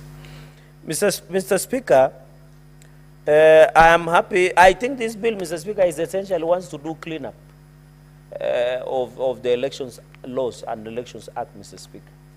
I think it's a cleanup. Others are reactionary. Others are because of political right, you know, want to water down. I've seen the deletion of recall clause based on the decisions of the courts that have decided in Wambui case, Mr. Speaker. And even on the Katiba Institute, where section 45 and 48 of the Elections Act, the parent act, it has been deleted based on a court's decision. Yet we should be reviewing to allow members, Mr. Speaker, because there are many factors, the safeguards this constitution has put on state officials. One is the impeachment process. 2 is vote of no confidence. 3 is the censure motion. 4 is the recall. These are safeguards that the constitution has provided to checkmate the elected officials or state officers within the structure, Mr. Speaker. So when you see this bill trying to delete a section, purportedly that it was based on Wambui case or Katiba Institute case that was being decided, Mr. Speaker, we are undermining the right of recall, which is a constitutional matter, which is given a safeguard, Mr. Speaker, and therefore I found the drafters being mischievous. You know, we'll be creating political demigods. Because now, Mr. Speaker, if you are an elected member of parliament or an MCA, and you know you cannot be recalled, that can be a face of impunity, Mr. Speaker. Like governors, the president and the deputy president can suffer the fate of either censure motion, even cabinet secretaries through vote of no confidence. And Mr. Speaker, even in the essence, the issue of impeachment proceedings against governor, deputy president, or the president, and also in state officers, the vote of no confidence, Mr. Speaker. Therefore, Mr. Speaker, that's my point number 1. Point number 2, Mr. Speaker, is I'm happy in the section 6, and therefore I don't agree with deletion of section 45 and 48 of the Principal Elections Act, because it comes out as it doesn't come in good faith, Mr. Speaker. Number 2, I'm happy that there is an amendment to allow commission voters to be operated and open, and therefore at all times except during elections, during by-election, during general election or a referendum. Those are valid exceptions, Mr. Speaker, but members of public or voters can access the register and be able to verify and confirm their details, Mr. Speaker. And it is also high time as a country and to encourage many young people who are here to register as voters to use the opportunity to register, Mr. Speaker, so that they can make their voice be heard. As you are aware, Mr. Speaker, on United Nations Declaration on Human, Civil and Political Rights, and even the 1948 United Declaration on Human Rights, one of the rights is the right to vote, another right is to participate in political rights as envisaged in Article 38 of the Constitution of Kenya, and even international instruments, which Article 26 of the Constitution 2010 of the Republic of Kenya emphasize on that need, Mr. Speaker. Mr. Speaker, and therefore that access gives impetus. It gives the right to vote, the right to participate in an election, the right to register as a voter is the import that the Constitution envisaged under from Article 80, Mr. Speaker, or 87, 88 thereabout, Mr. Speaker. Mr. Speaker, number 3, the issue of deletion. Mr. Speaker, I have seen, interestingly, when you look at section 22, I think in the original, that will be number 3, I think the people who should celebrate today, you know, we said leadership, Mr. Speaker, you don't need to go to school to be a leader. When you look at things section 22, we had proposed, apart from other requirements, if you wanted to run for member of parliament, either as a senator or National Assembly, you needed to have a degree. And you remember we had postponed that requirement for almost in 2 elections, Mr. Speaker.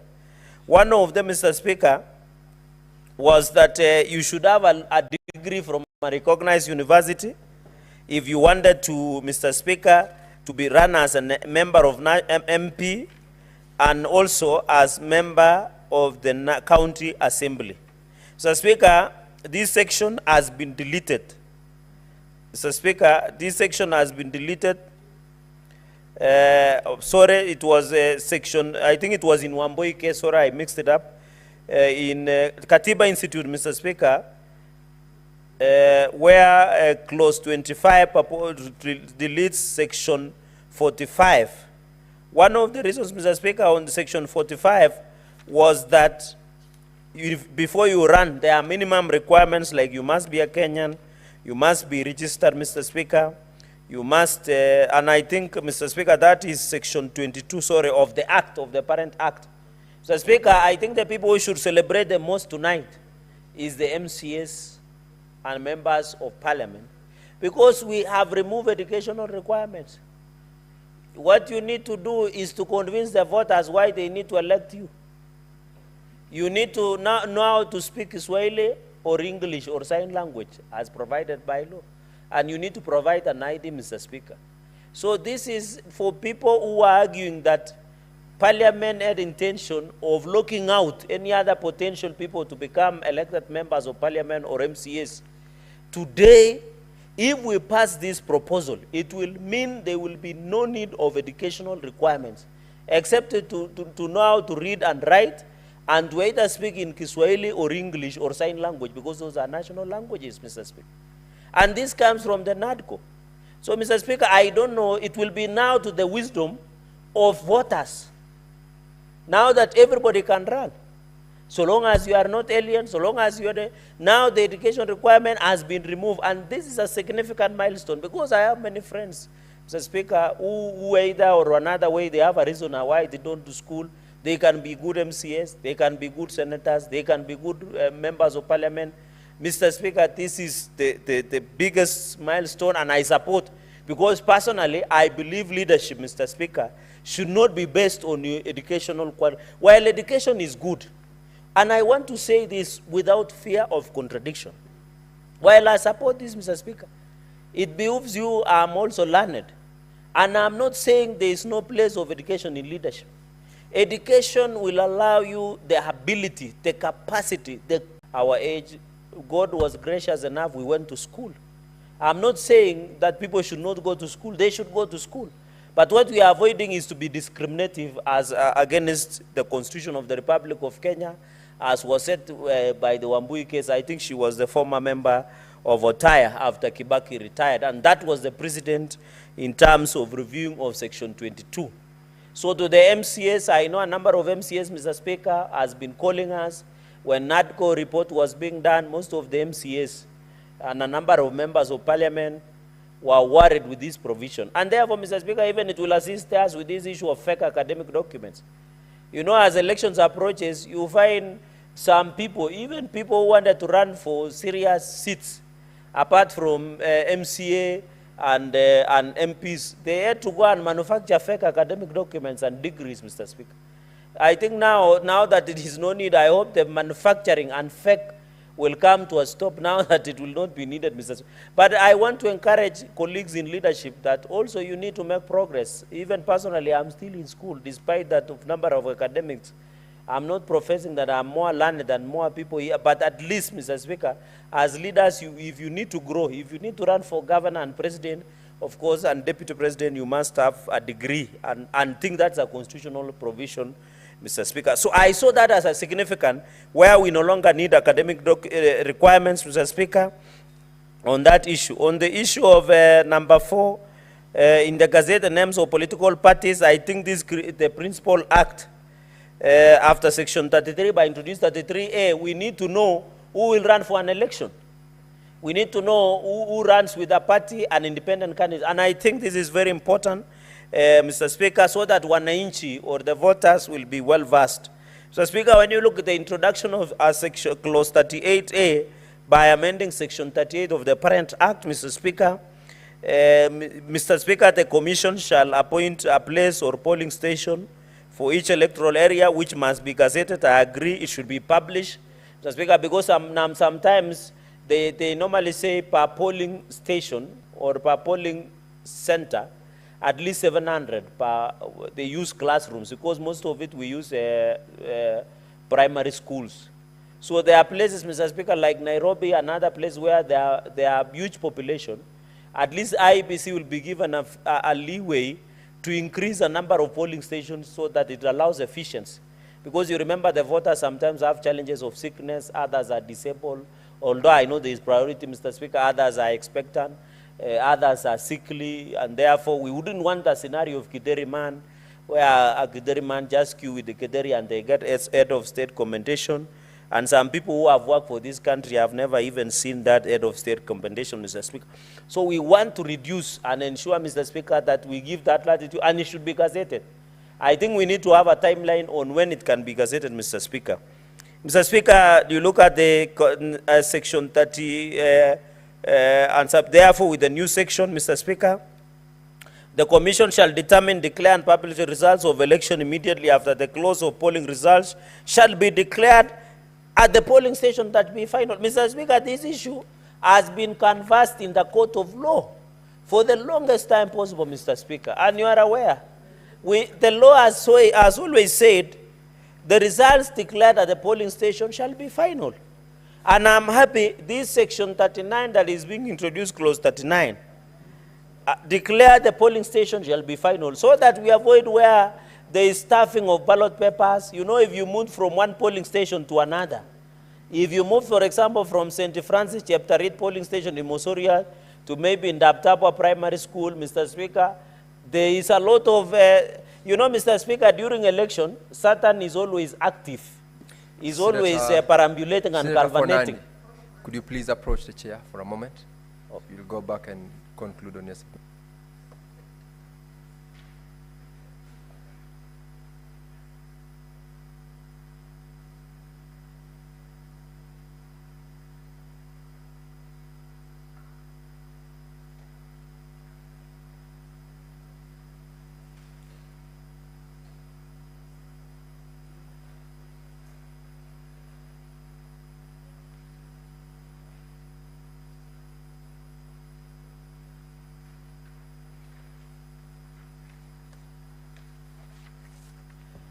Thank you, Mr. Speaker, for those guided directions. I think those were general comments. Let me now delve into the serious issues, Mr. Speaker, on the election offenses. And I think what I was saying, you can tie it up, because I was saying when you are moving election results from one polling station to another, Mr. Speaker, there can be stuffing of ballot papers. And you know, if you are taking from Resambo Keumbu to maybe Siongroi, you know, I was saying Satan is always active during election period.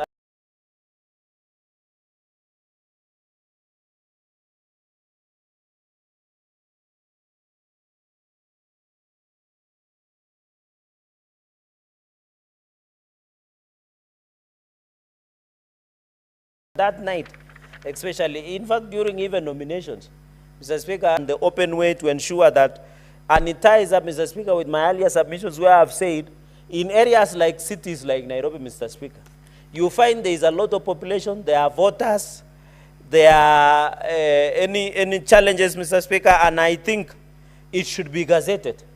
Say that if you are found in an ungazetted place, Mr. Speaker, it becomes a very serious issue. And Mr. Speaker, this is a serious offense. This is how rigging happens, Mr. Speaker, because you know the worst for any country is to get wrong leaders in leadership. If today you have ungazetted polling stations all over, rigging happens, stuffing of ballot papers, the worst to a country is to have a wrong person in a seat because they will not serve, Mr. Speaker. Mr. Speaker, on the issue of knowingly or intentionally interferes, alters, or intentionally causes another person to interfere or alter, declare results. Mr. Speaker, causes another person to interfere or alter declared results. Mr. Speaker, I think we did it in 2007 and we knew the consequences, where people declare themselves, Mr. Speaker, which is very unfortunate, and it must be punished. Because, and that is why, Mr. Speaker, in my opening remarks, and I want to repeat, the challenge we have in this country is not lack of institutions. It is lack of deficit of trust and belief in the independent institutions, Mr. Speaker. For example, if another to interfere or alter declared results or intentionally to interfere, Mr. Speaker, this is a very serious electoral offense. We know it can even plunge the country into chaos. Mr. Speaker, you can imagine if we have two presidential candidates running almost concurrently, Mr. Speaker, I think if we were respecting the IEBC, we should not, Mr. Speaker, because if we have that trust, it becomes very easy, Mr. Speaker, another person to interfere or declare results. Mr. Speaker, when you look at the amendment on Section 6 and the set of the title, I think the upshot, Mr. Speaker, in this report, the upshot, and I just want to run through just in quick succession so that I conclude with this part, is a return which they are to keep under written law. I think what we need to do is to vet the staff that are there, reasonable cause to believe to write in fault are provided for unable to read or write, to believe, Mr. Speaker. I don't know what you mean, because, Mr. Speaker, there are people who are disabled. There are people who are old, who cannot read and write. So we need, so that we don't disfranchise these kind of voters. And you know they are very common in our villages. They might want to vote for Sike or Cherargei, but they only, or Mutinda, but they can only express. So how do we ensure that? Mr. Speaker, permits any person of reasonable to believe to visually impaired. I think these are PWDs. Mr. Speaker, I think we need to work with disability organization, willingly prevents any person from voting at the polling station at which they know or have a reasonable cause to believe such person is entitled to vote, willingly rejects or refuses to count any ballot paper. Mr. Speaker, I think the process is very clear. A ballot paper is being displayed. When you tick outside the box, does it invalidate that ballot paper? We need a ruling because, Mr. Speaker, sometimes there are more rejected ballot papers than the valid ballot papers, or invalid. How do you classify when people tick two boxes or put an X or a tick, Mr. Speaker? Mr. Speaker, Mr. Speaker, I think on that, the validity or the ballot paper, there is also to count any ballot paper which they know or have reasonable cause is validly cast for any candidate in accordance with the provisions of site region. In fact, Mr. Speaker, this is normally a problem. You see the problem happens, Mr. Speaker, is when the ballot paper is a contest whether it's valid or not. Because sometimes people tick outside the box, others put X, Mr. Speaker, others throw cows. Somebody can draw a cow or can law, there is this, there is new song by Trio Mio called Nimekumak. Some people can say Nimekumak. So you never know. So the issue should be, even a mark, does it qualify to give it a valid, Mr. Speaker? And then number 5, as being for, which is, these are just errors, we need to agree, especially, Mr. Speaker, that, and then, Mr. Speaker, this is bribery. I've seen, just a minute to conclude, Mr. Speaker, this is bribery, and I think this should be punished alongside other election laws. Mr. Speaker, with those very many remarks, I beg to support, and we need to review the issue of electoral offenses so that we can increase more catalog and punish people who might interfere with the electoral process, because invalid election causes instability in the country. I thank you, Mr. Speaker. Thank you, Senator Cherargei. Senator Mundigi Alexander. Asanti, Bwana Speaker. Naunga mjadala ambaye ni wa majority, Mr. Serioti, ambaye kusikana kutengenezwa kwa mambo ya sheria ya uchaguzi. Yangu ni kusema ni vizuri kila mara kwa mara mambo mingi iwe kipandirishwa kulingana na vile mambo inaendelea ya mitambo ikiendelea.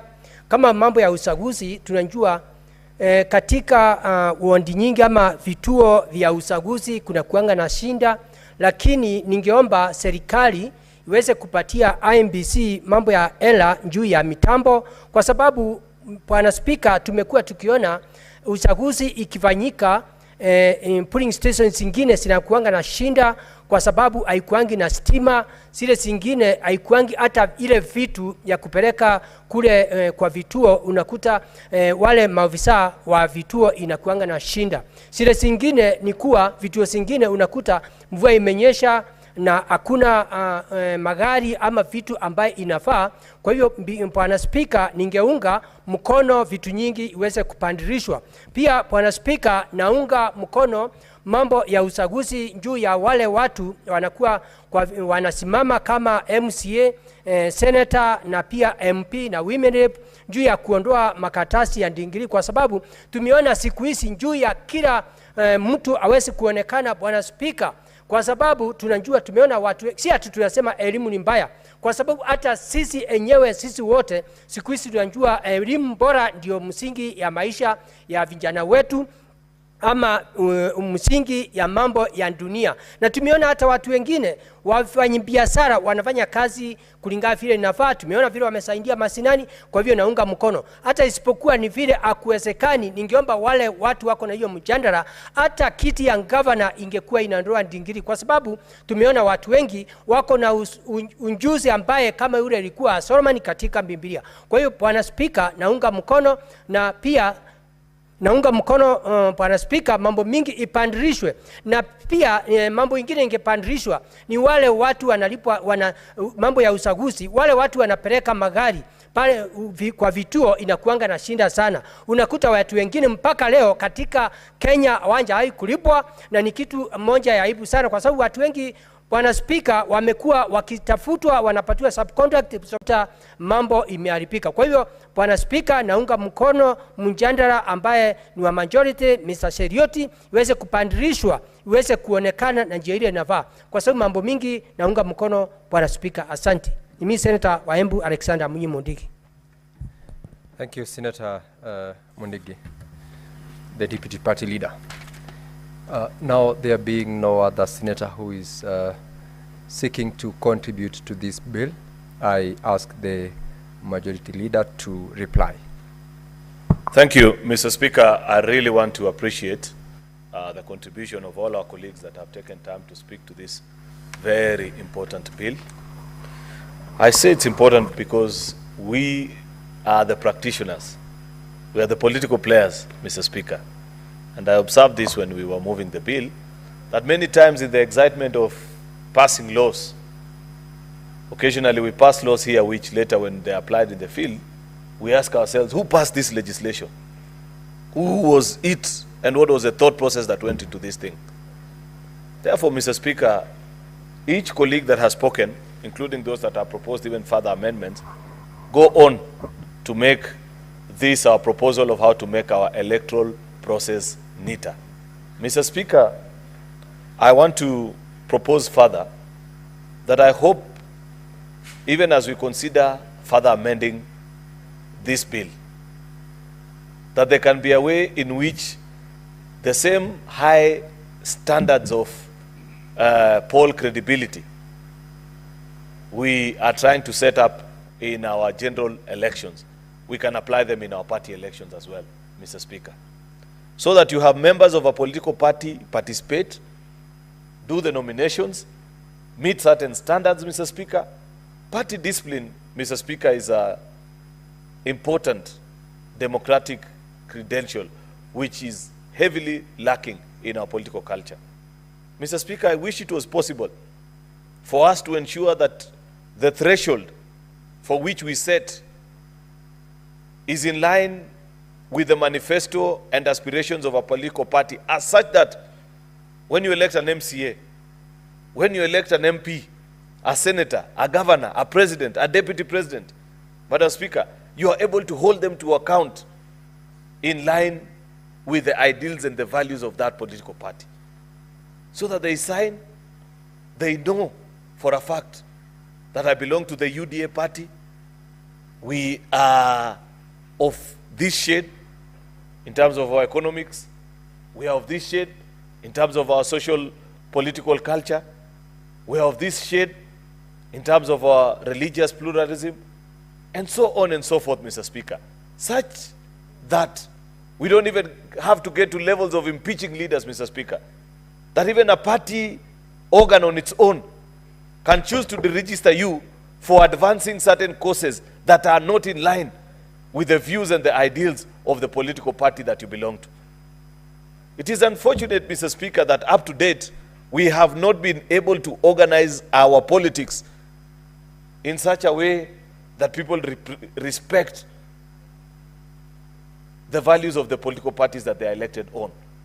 And the easiest way to do that, Mr. Speaker, is to ensure that the same high standards that we are setting for returning officers in terms of election declaration, in terms of polling stations, where votes can be done, Mr. Speaker, we can have the same replicated and ensure that even at the small level of a political party, we are able actually to successfully organize ourselves in such a way that the party can even bar you and say, Mr. XYZ, we know you're interested in running in our political party, but because of your public pronouncements on this matter, because of this or the other thing that you have done, please be in the know that we shall not be accepting nomination papers from you.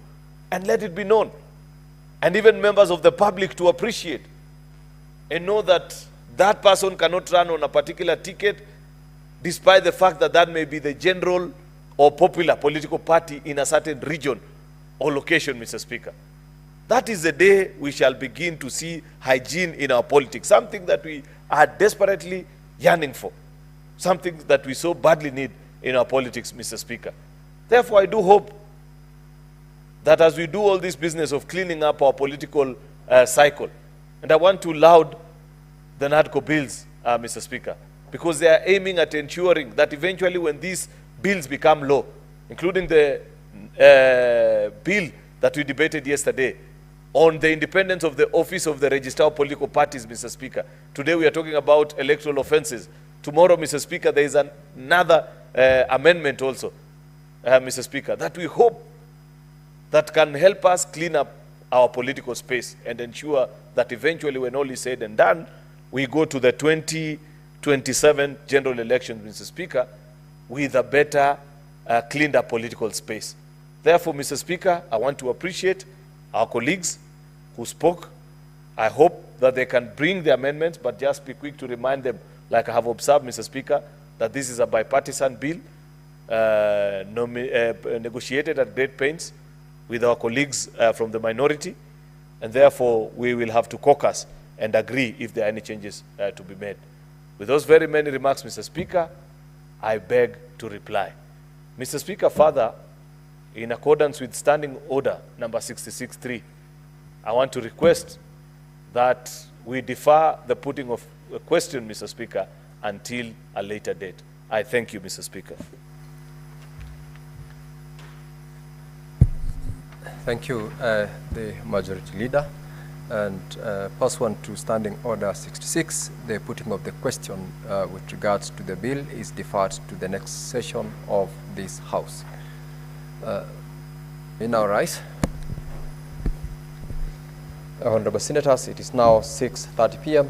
Time to adjourn the Senate. The Senate therefore stands adjourned until Monday, 14th of October, 2024 at 9 a.m.